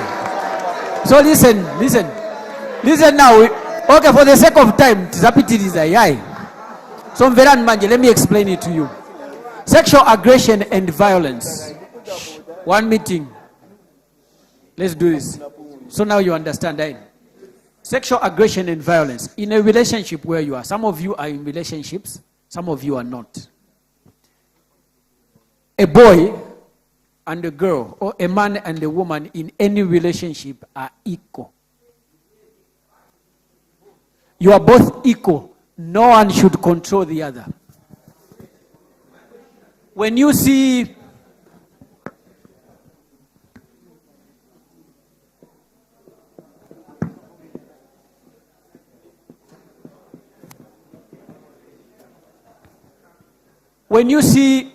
if you are a guy who is controlling in a relationship, you need to check yourself. Controlling in a relationship is whenever a girl does not pick your phone call, hey, why you didn't pick my phone call? You are not supposed to beat women. You get the point? You are not supposed to be aggressive towards women. I have a question. Yes. What if the man is the breadwinner and the woman just sits around? Who is in charge? Okay. So let me answer that. In a marriage, you are talking about a home. Okay, so let me tell you about a home. No one is married in here. Is there anyone who's married? Okay, so let's now paint this picture. You guys will be married at some point. So listen to this. The Bible says the man is a provider and your woman is your helper. And the Bible says, two become one. So we're not going to go deep into marriage. No one is married here. Oh, except David, my brother here. So, listen to this. It says two become one. When two become one, isn't that equal? Whether you're providing for the woman or whether the woman, when you're not home, the woman cooks. When men are not home, the woman does everything in the house. You find the house is clean. You come in and you find a house that is clean, food that is cooked. You've both worked. You're equal. Are you getting that? So when we talk about violence, we are talking about you as boys. You should learn from this age that any woman, beat your sisters, beat the girlfriend. You are not supposed to beat them. Let's imagine you are a lady. The man you are dating is beating you. How would you feel? So any woman, if a relationship does not work out, you can't be aggressive, you can't beat. When you beat, you have toxic masculinity. You should check yourself, you have a problem there. So let's go to this one. Anti-feminist behavior. Do you know anti-feminist behavior? Anyone who has this? Give him the mic there.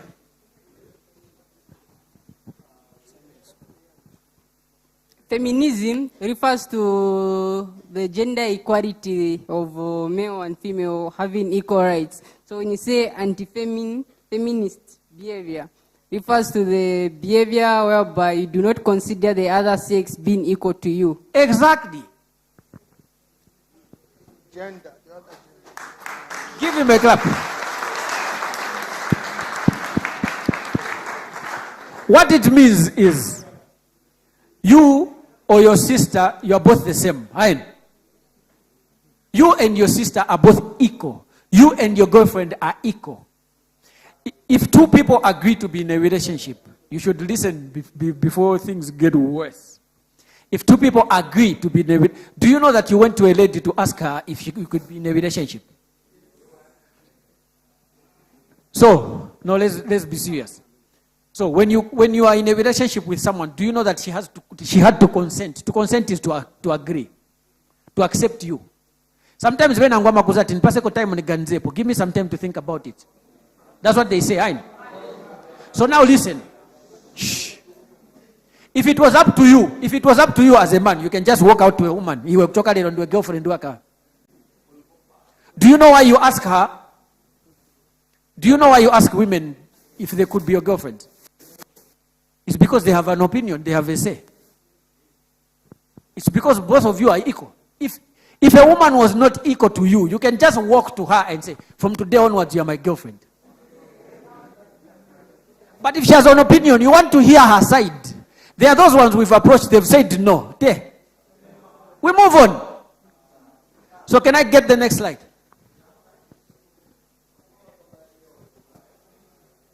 You need to pay attention because at the end of this, there will be an exercise. Okay, so many people who identify as men, listen, many people who identify as male can feel pressure to embody traits of toxic masculinity, which can lead them to act aggressively or violent towards others or themselves. When you have to prove to anyone that you are a man, I'm a man here. Do you know that in a way it gets back to you and you harm yourself?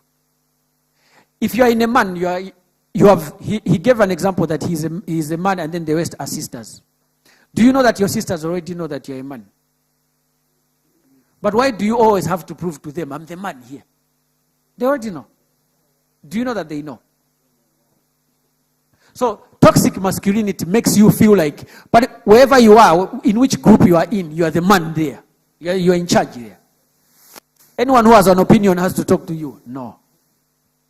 That's being toxic. If you're in a group of 5, you're going to agree on doing something, don't force it on someone else. Whether male or female. If you're in a group where there's me and then there's these boys, I have to listen to them and get their opinion on something.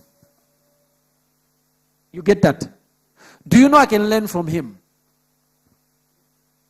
Do you know you guys can say something that makes so much sense to me, and by the end of the day today, I'll be like, I learned something from those boys. Do you know that? If you read the Bible, David was very young when he killed Goliath. Do you know that there were soldiers there? Bigger than him. But it took David, who was small, young, to kill Goliath. So you get the point, eh? You are not supposed to prove to anyone that you are a man. I don't have to prove to you that I'm in charge here, I'm the man here. You are not supposed to show aggressive behavior. And you don't have to prove to people that I'm the man. You're supposed to, it's you first. So you get the sense. Okay.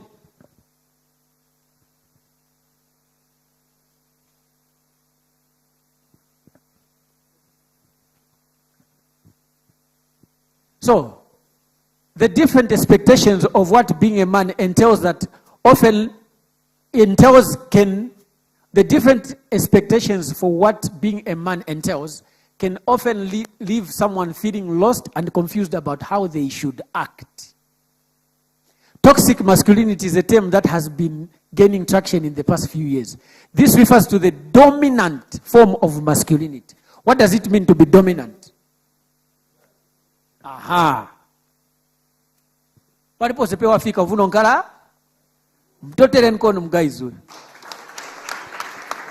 We had an agreement. There's all boys here. Potota mkazimve kati mtotere nkono mgaizu.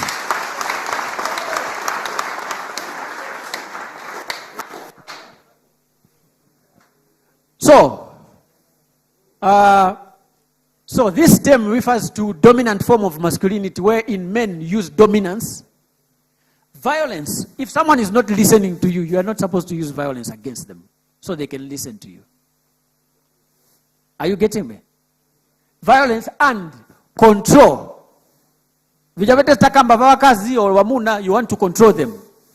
So in a relationship or in any relationship,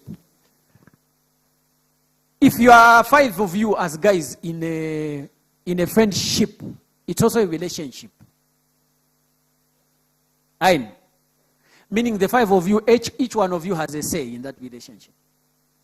If you have a group of boys, you do things together. You all have a say. If there are groups where guys are dominant in that group, even today, you can literally tell them, boy, 9 and friends come back. I also have a say. Or else, since I'm you know what that will do in the long run? You will feel so small. So your self-esteem is being suppressed. So you always feel like, guys. You are not supposed to be defeated as boys. Have you ever heard that saying that whatever you set your mind on, you can do? Like whatever you want to do. If one of you in here is thinking one day Mfuno president, you can do it. But do you know that someone can come and just control you and tell you can do card? If you believe it, in the long run, you'll be a cadre. Do you know that? So it takes one person to just come to you and just say, and start controlling you or suppress you. Have you ever heard those things like it's coming from your own family? You can never do it. They even tell you. It's your own family, but they tell you like, you can never go anywhere. The moment you start believing it is the moment you start falling. Do you know that? So let's be quick now for the sake of time. Can I get the next slide?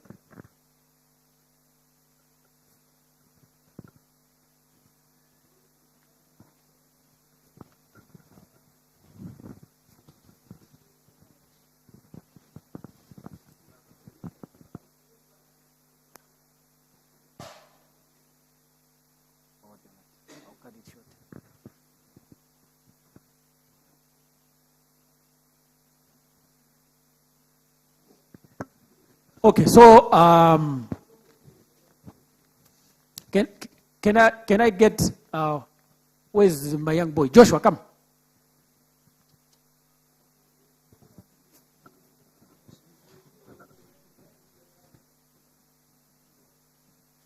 So you and I will stand here.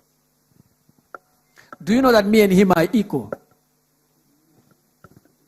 How many know that me and him are equal?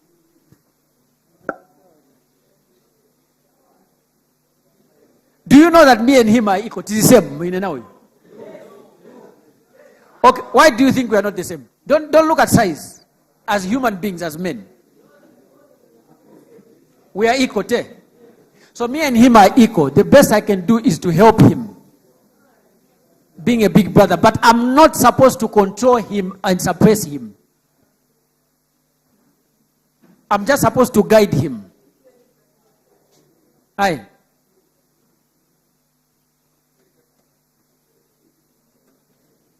Okay, so let's talk about this. There's toxic masculinity and there's healthy masculinity.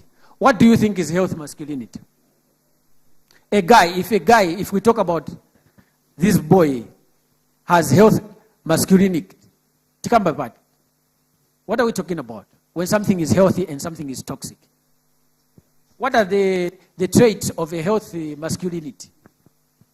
For you as a guy. What are they? There's a hand there. Balance in characters. What else? So when it comes to balance in characters, that means you've got all the natures. So you're not supposed to be, the aggressive nature won't dominate the other nature of being soft. So you get both. So that's even healthier than just maintaining one. Have you heard what he said? You.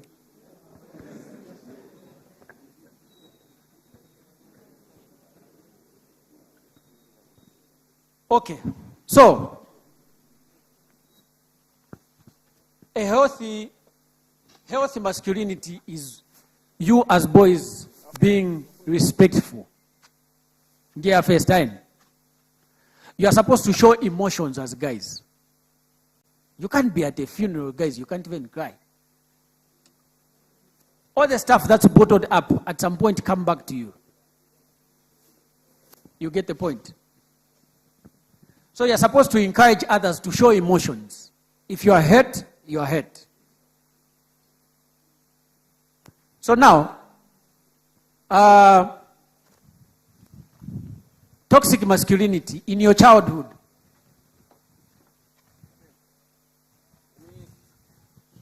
Okay, let's talk about social impact of toxic masculinity. Can I have... Oh, he's on the phone. Okay, yeah. No, just come. I need...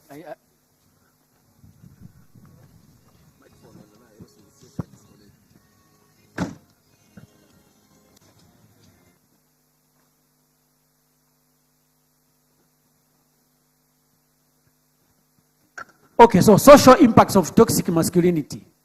So, for the sake of time, we'll be rushing in. So, toxic masculinity has social impact on your lives. So, one of them is,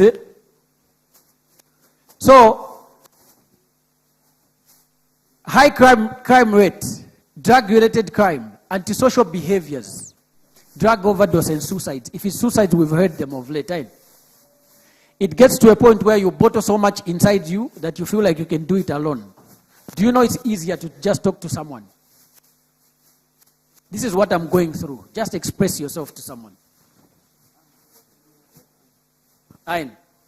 As a man,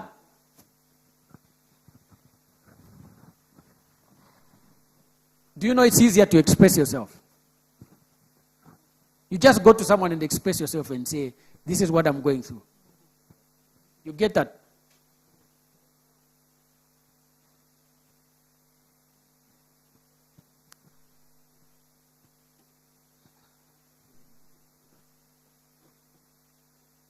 Okay. Can you speed it up for me?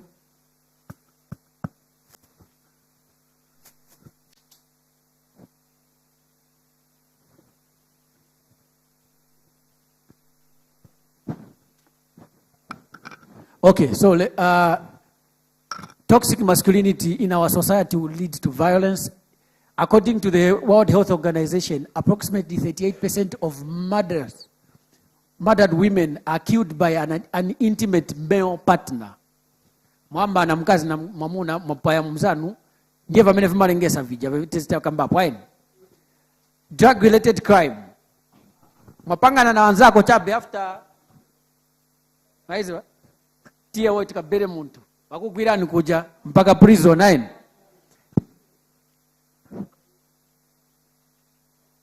So men are more likely to engage in antisocial behavior than females.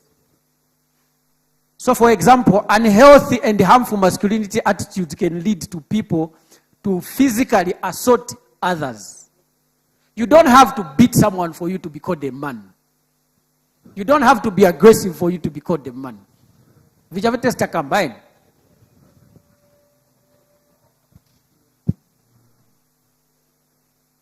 So drug overdose, that's something we had already discussed. And here, when we are talking about suicide, males are more likely to commit suicide than females. Do you think ladies are more stronger than you? But why if kafikapo must commit suicide and ladies don't? It's because of all those things that you bottle up inside of you that get to you. And you just decide, life let me just commit suicide. If ladies and us are the same, and if you guys were telling me that you're always in control, how come someone who's in control is killing themselves? It means you are not in what? Anyone who's in control, you can't kill yourself. There. It gets to a point where your emotions are controlling you and it's not you who is in control.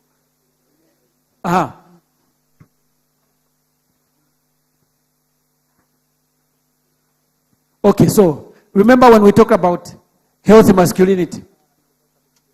Healthy or positive masculinity is the idea that men can be emotionally expressive, have female friends or mentors, and express their emotions without feeling embarrassed in the ideology. Do you know that you can express yourself as a man it's healthy for you to go to someone, even a female friend, to say, I'm going through this, I'm going through problems. So all we are asking you is, express yourself as a man, as a boy. Ayn, do we have any questions? We're almost lunchtime. The more you delay, the more lunch.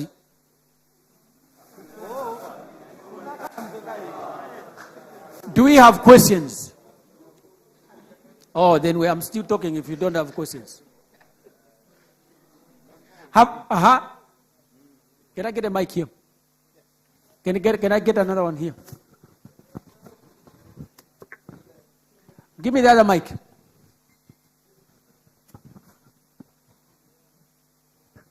I want to come back from that question that he was asking about that. When a girl said that today you're not going to eat, as a man, that's what you need to do. You need just to accept. You cannot die without what? Without sex. Whoa. We need to wrap up. We need to wrap up. We need to finish. It's his opinion. We're not debating on what he's saying. A man cannot die. A man can live. Okay. So the topic we are trying to cover today,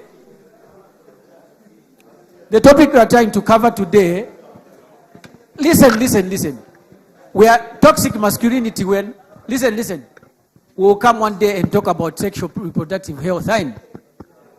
That's when we'll go deep into this topic. Let's have another opinion. Questions? As for me, my question is, since you said a man should not cry, are you supposed to show... No. Since I said... Okay, it is said, in short. That, it is said, yes, continue. Yes. So what attitudes are you going to show? Are you going to show that you're okay with the situation, or maybe since you are not supposed to cry, are you going to show that, okay, I'm okay with what has happened, or maybe... Yes. Okay, so let me be quick there. Do you feel like crying sometimes? Yes. Why don't you cry?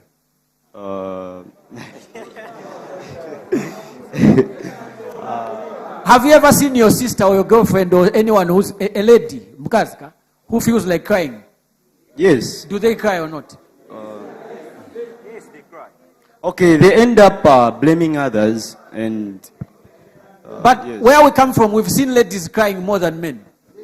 Do you know that? But doesn't something get to a point where you as a man, you feel like you are told not to show emotions. But as a person, we are wired the same. So you as a man, let me help you. You as a man, when you have emotions and you don't feel like crying in front of people, you can go to your bedroom, but release them. Bottled up information harm you. Bottled up emotions harm you. They harm you as a person when you bottle things up. Vintu vina kuwa 20 shani uko, but up to now it's still hurting you. Release them. If there's someone whom you have to talk to release them, talk to someone. But it's not being weak. It's society that tells you that you, when you cry, you are weak. You're not weak. It's harming you as a person.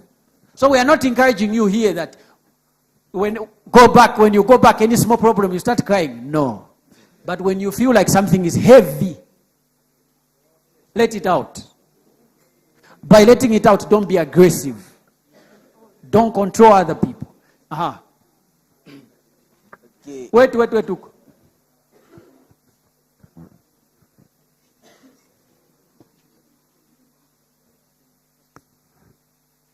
Let's deal with it. Sorry. I want to ask. Let's hear this question, Kuno. You have explained about the healthy masculinity and the toxic masculinity. Now the problem is that you haven't told us anything on how to maybe help those who are already affected with the same toxic masculinity. Okay. For those that are being affected, if you want to help or it's you who's going through something, let me tell you something. Right? Always have a listening ear towards your male friends. If a guy is complaining about something, don't tell them what society tells them to say. You are weak. No. Listen to the experiences. You will never know the next day your friend will kill himself. It's because you didn't listen to him. Okay.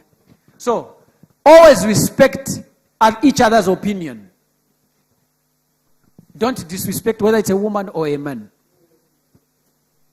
Be there to listen. And always encourage guys to come out. Boy nga chakubaba bwera okitikambe kye nili kunyumba. Waona? And when someone comes, chamubaba mzako muza, we chakubaba naye nachita understand, naye nachita baba the other day. Give each other experiences. Don't teach each other that it's always being a man when you are being strong and showing aggression of some sort is not the same. But to bottle things up is not being strong. So that's all I can encourage you for today. The most thing is whether someone is a man, always be there for each other as boys and always express yourself. Always express yourself and always believe in you. Do we have any other question or opinion or suggestions? Quickly, any question or you want to share your feedback? Quickly, in 2 minutes. Okay. Thank you very much. Muzafunika monitotere na ine manja. Wait. So you can put your books beside. Dinenfuna kumve inveke.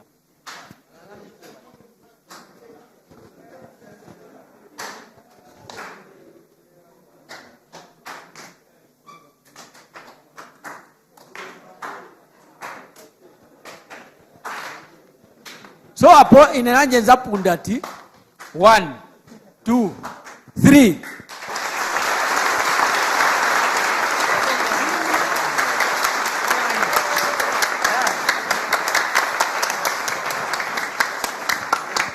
Okay. So we have someone Excuse me. Before you go, is there such thing as negative masculinity? Excuse me. At Banji. Is there such thing as negative masculinity? Wait. Who would like to answer the question? Negative masculinity is also called what?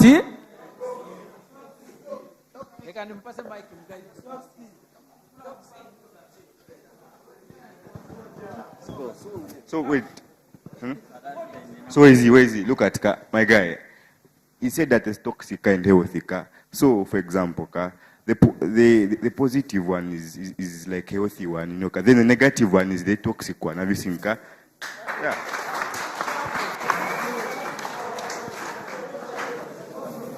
Okay, have we all understood?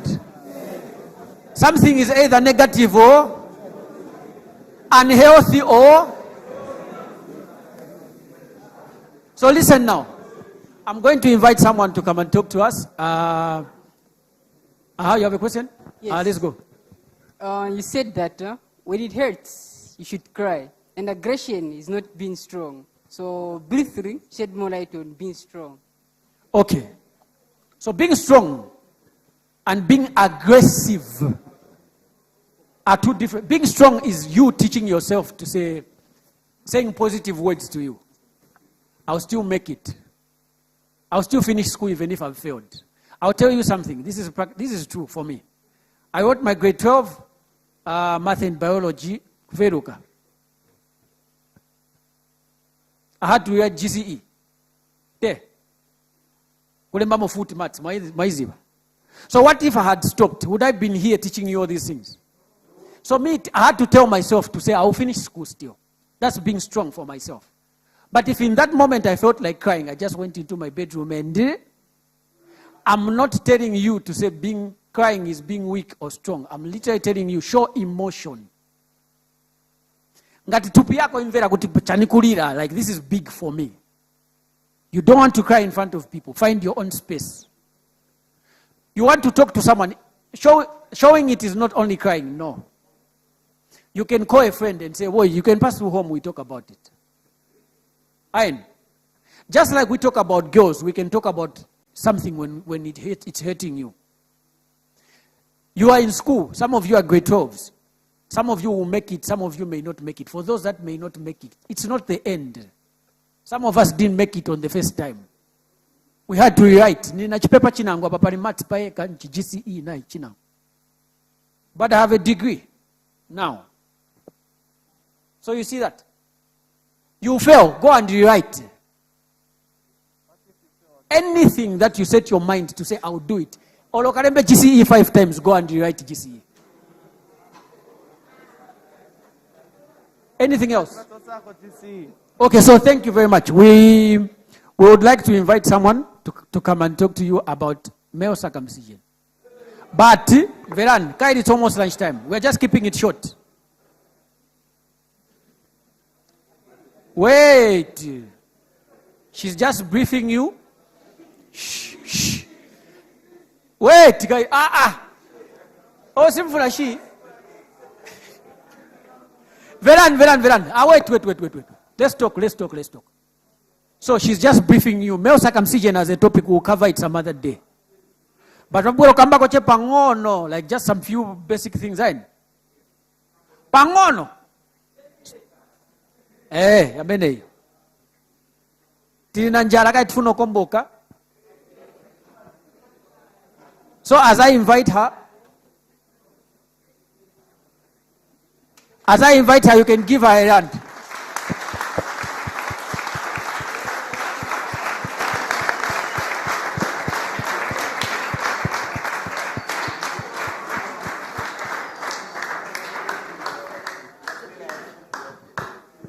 Yeah, it will be so brief, okay?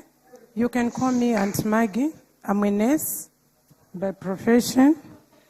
Yeah, so the topic under discussion is just a health talk, okay? It's a male circumcision. Yeah, so the first question, what is male circumcision? What is male circumcision? So male circumcision, I'll not allow you to answer the questions. Male circumcision, it's simply the removal of the foreskin from the penis. Okay? Yes. So we remove the foreskin that covers the head of the penis. That's what we call male circumcision. And what are the health benefits of male circumcision? Number one, health benefits.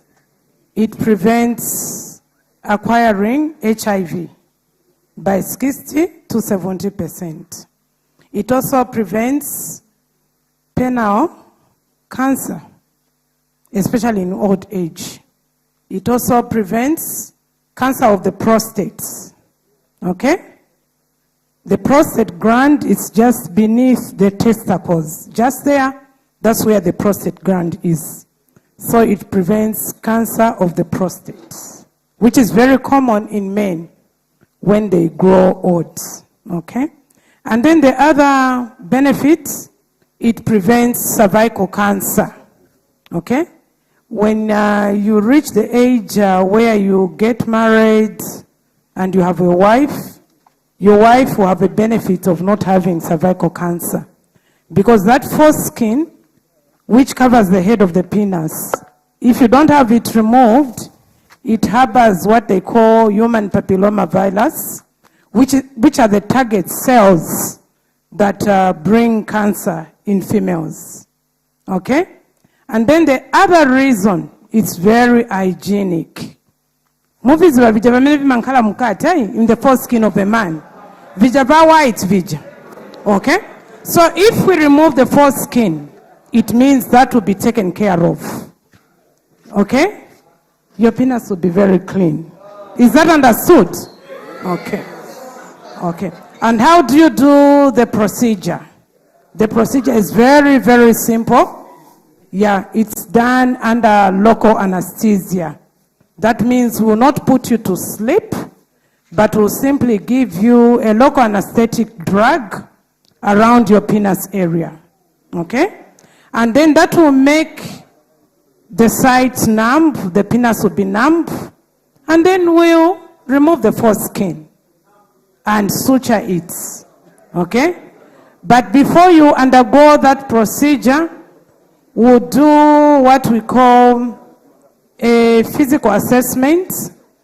Yeah, we'll take you through counseling, and later we'll do an HIV test, because you remember I said preventing HIV acquisition, eh? So when we do an HIV test and it comes out negative, you are HIV negative, then we'll go ahead and circumcise you. But even if you are tested HIV positive, we'll still circumcise you because you have the benefits, the other benefits of not having cancer of the prostate and not having cancer of the penis. So we'll still go ahead, but we'll do what we call a CD4 count. We have to know your viral load if you are HIV positive. I'll not go into all those details. That will come at a later stage later. Okay? Yeah. And so when we do that physical assessment to assess how is your penile shaft, is it eligible to be circumcised? When we are satisfied with the outcome, after checking you, then we'll go ahead and circumcise you. Yeah. And after we circumcise you, we'll apply a bandage around the penile shaft, and we'll ask you to come after 48 hours, which is 2 days. You'll come for review, then we'll remove the bandage.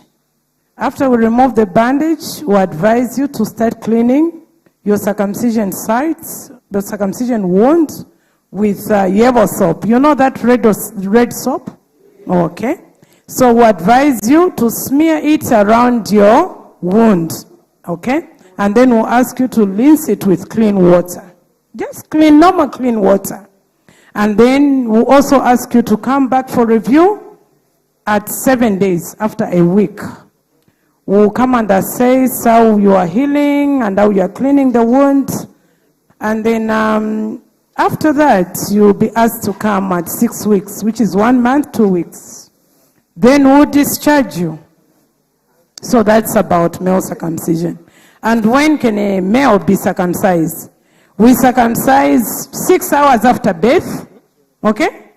When a male child is born, 6 hours after birth, they can undergo circumcision. But if you didn't have that one at birth, you can still come, even at your age. Here, there are eligible candidates for male circumcision. You are all qualified to come for circumcision. Okay? So please do go for male circumcision because it's hygienic and you prevent having cancer of the penis, cancer of the prostate, and you prevent acquiring HIV by 60%, 70%, and it also offers you a benefit of less acquisition of STIs, okay? Which is a topic for another day. And when I come with STIs, especially STIs, you need to be taught well. I'll come with all the slides and show you how a wound, if you have a syphilitic wound, okay? A wound, when you have syphilis, how your penis will look like. All those pictures will be shown so that you know that it's to indulge in sex, especially before marriage. I'll come with a lot of pictures, especially concerning STIs. You need to know that. Okay, thank you.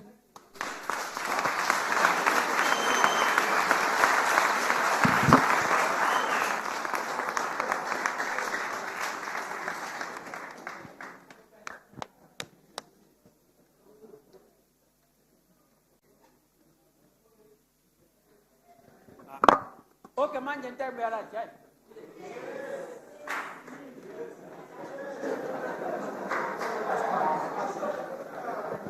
Okay.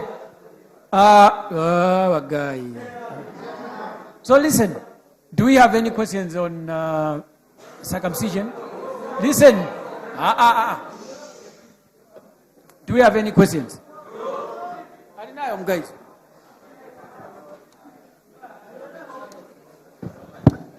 Give her a mic. Give her a mic. Give her the mic. So, vebenzo kama hivi. Maana ngatleki ngasufuna chaisa, but tukonga chabema instructions more clean na kabine kaza. So, she's still so safe. Right, I can answer from here. Okay. I didn't get a question. A question.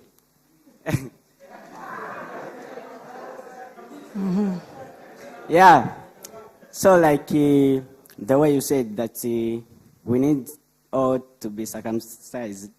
Then, like if you don't want, konga chema instruction mo clean in a bineza. Nga still, nga try prevent mo yajamatenda.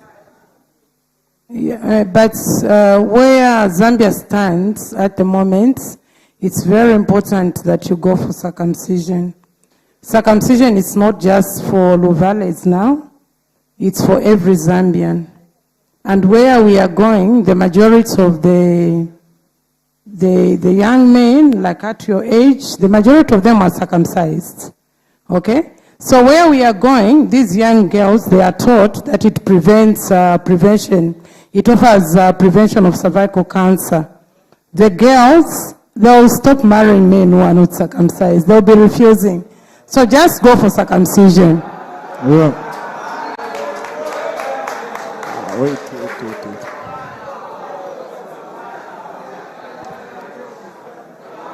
Wait.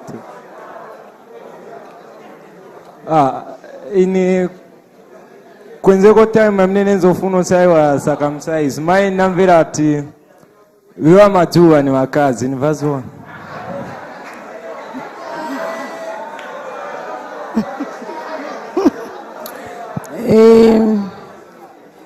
Simufunika kuyopa kuyenda ku circumcision just like ku hospital. Okay, just let's be quiet so that we get the answer. Ku hospital once it is zibai atukupezeka nurses, doctors and nurses na doctors. Sometimes mankala bamuna, sometimes mankala bakazi. Okay? But ingati kuja mankala na mwai pena kumabapeza na bamuna mungakambe tinizavela nsoni kuti bazimai banichite circumcise manga kuchite circumcise bamuna but fetikaenda ku hospital ngatienda kuleba watima bapeza na bamuna ma doctors wamatibalisa. So if you are seeking for medical attention mufunika mwachokapo nsoni because you want to be helped. Okay, uko kulasti. Mwenze mwakamba ati circumcision ili 60 something %. So ngati uli circumcised wavala na condom. Does it make it 100%?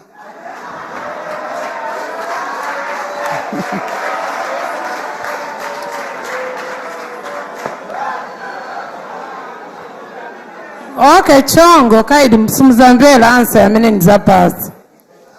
Okay, nenzana mbati circumcision imachita offer protection against getting HIV by 60 to 70%. Sinakambe at 100%. So you can still be circumcised, but if you are careless, you are indulging in a protected sex, you can still acquire HIV. Chukwa kwa salaija 30%. Mwaimvela ka? And then condom na heavy amene mukamba condom. It's not 100%. Nanga ikaboka. So, hello. I believe this is a Christian forum, and one of the topics I think which needs to be covered, which is very important, is sexuality, but it has to come later. Okay? Then you ask all those questions. Okay, so tizachita so pali circumcision naye. Yaja ma details yali deep tizakangana na day na topic tizakaita na akakambe bwino ayi. Okay, so for now. Okay, thank you, ma. We're very grateful. Okay, can we settle down? I want to ask 2 questions. Number 1, you said it reduces infection rate by 60%. Why? What is it that when you are not circumcised, and it will help you boys, when you are not circumcised, try and describe it for us. Okay. What is the difference with the penis that is not circumcised that makes it more exposed to infection and the penis that is circumcised? What is the difference? Okay. So that they understand it, not just we say something. What is the, is there a difference? Why is the penis that is not circumcised dirtier than the penis that is circumcised? There's something. What is it? Yeah. Since today it was just a health talk, and I remember he said circumcision would be tackled in details. I didn't even come with the penal modules to show you how uncircumcised penis looks, because I need to come with all those so that I show you, and how the circumcised one appears, how it looks after it has been circumcised. So the penis which is not circumcised. Can we listen? It will help. The penis which is not circumcised, it's like it's covered inside the foreskin. And it's very soft, very fragile. You are getting that? It's very fragile, very soft. Okay? Which makes it very easier for HIV to penetrate through it. Is that okay? I want to explain in simpler terms. Like if you look at my hand here, the foreskin in my hand is soft, okay? Than the foreskin on my foot. So when you circumcise the penis, it will go maybe to this example that I've given you. When it's exposed to the outside world, it will begin to harden up. Unlike when it is covered with the foreskin, it's very fragile and very soft. So which makes it easier for the HIV to get through to your body. And then the foreskin of the penis, it harbors what they call target cells.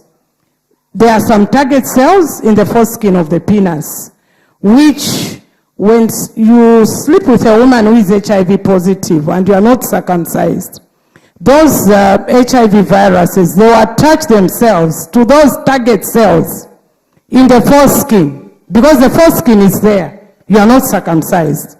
So it will attach itself to those target cells, which will make it a little bit easier for the virus to penetrate through your body system.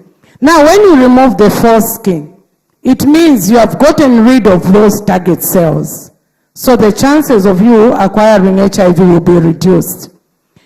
Though there will be still a chance there where it opens on the urethra, there on that opening, the HIV virus can penetrate even through there.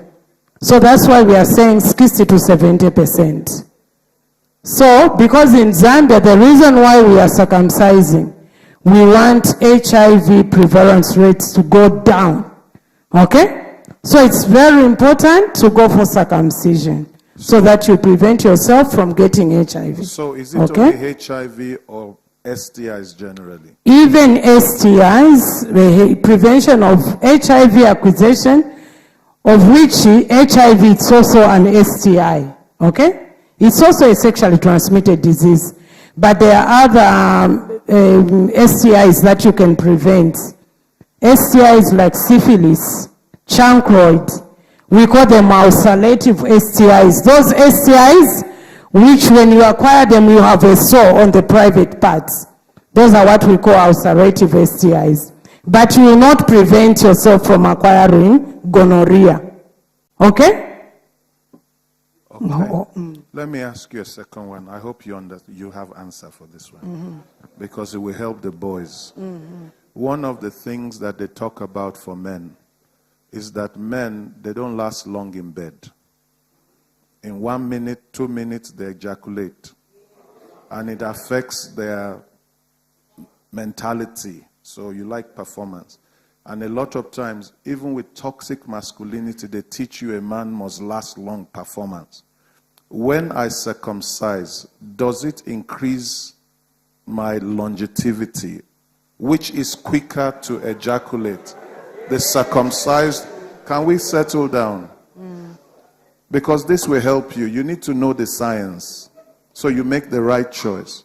Because tomorrow your girlfriend will run away from, your wife will run away from you, say you come too quick. Circumcision can help you. Is that correct? Yeah, going by the reports, I started circumcising actually here in Zambia, okay, in 2008 to date. So I'm experienced. We get reports from men, because I'm not a man, they come back to us.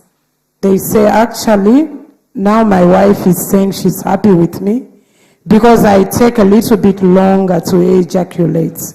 Okay? Because what it means is, just like what I said earlier on, when the head of the penis, okay? The head of the penis, when a man is not circumcised, it's very sensitive because it's covered with the foreskin. But when you remove that foreskin, you expose it to the outside world.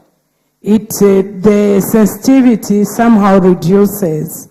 So which makes it easier for the man to last longer when they're having intercourse with the wife. Okay? I'll use the wife. Because me as a Christian, I will not advocate you to sleep with your girlfriend. That is fornication. Okay? If this is a Christian platform, that's what we believe in. So the foreskin, without removing the foreskin, the boy is more sensitive. He's more sensitive. So just one touch. Yes, so they easily ejaculate. Okay. So boys, you need to know that, because someday that becomes a big factor. Because if you just ejaculate like this and you are gone, the girl will look at you and say, this one has a problem. There's something called premature ejaculation. And that affects your mentality, it affects your confidence. So when they circumcise you, it gives you more confidence because you can delay ejaculation. And you see, sometimes what makes you a man, a lot of us know, is because how long do you last? It may be toxic, but it's something that matters to boys. So circumcision helps you that. It doesn't just help you for disease. It helps you to be a more confident man, that you don't last 2 seconds. So that's wisdom, isn't it? Good. Okay, then the other, you laugh over this.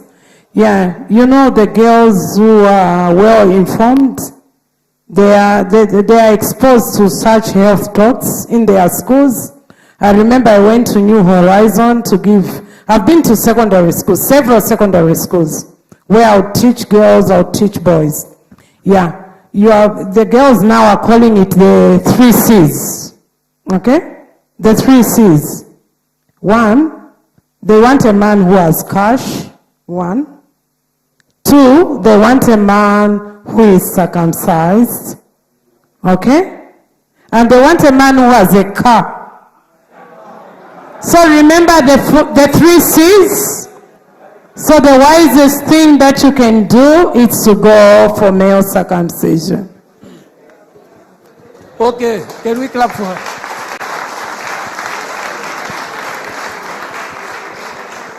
Okay. So, now it's time for lunch. Yes. Okay, so I'm going to ask one Matthew, my brother here, my young brother, Chitu Picha. He will direct you on how you are going to be going. You remember last time there was an issue of people getting food twice before others get food. No, we are trying to avoid that. Everyone must get first. All right, thank you. Bagai tiliche yafika lunch time tizote zoyembekeza and definitely yafika. So matiza chitira Stephen last time. So zambirira mzambo toka 2020 waenda wachoka futi watenga Stephen to have problem like last time. Yeah, so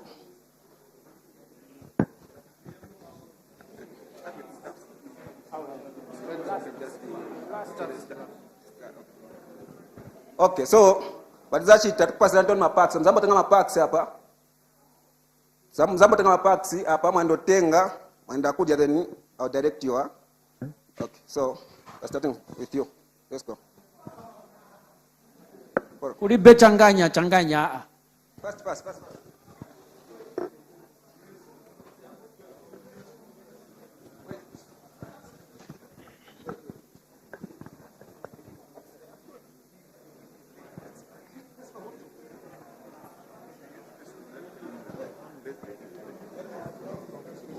Oh, my guy. Come back. What are you doing?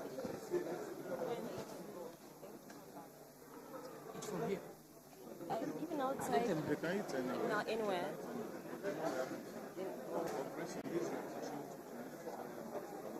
Okay. Okay. Okay.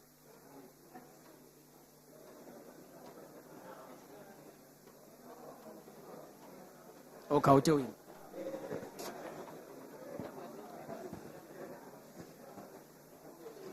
Okay, so tizambo konka amene formula yayi ila in first ya sira takonga my number 2 takonga my number 3 tifuna wait tifuna waja velan what we are trying to do is for all those that came earlier we are following vanevija, so next time you will be early tikakamba tibwerani fast ukachedwa ulast kudia kulast, so for you guys learn to becoming early so that you sit huku mwaenda kudia fast. No pressure. So they'll be calling line after line to avoid, we're trying for everyone to eat. If we let everyone out, you remember what happened last time, right? Yeah.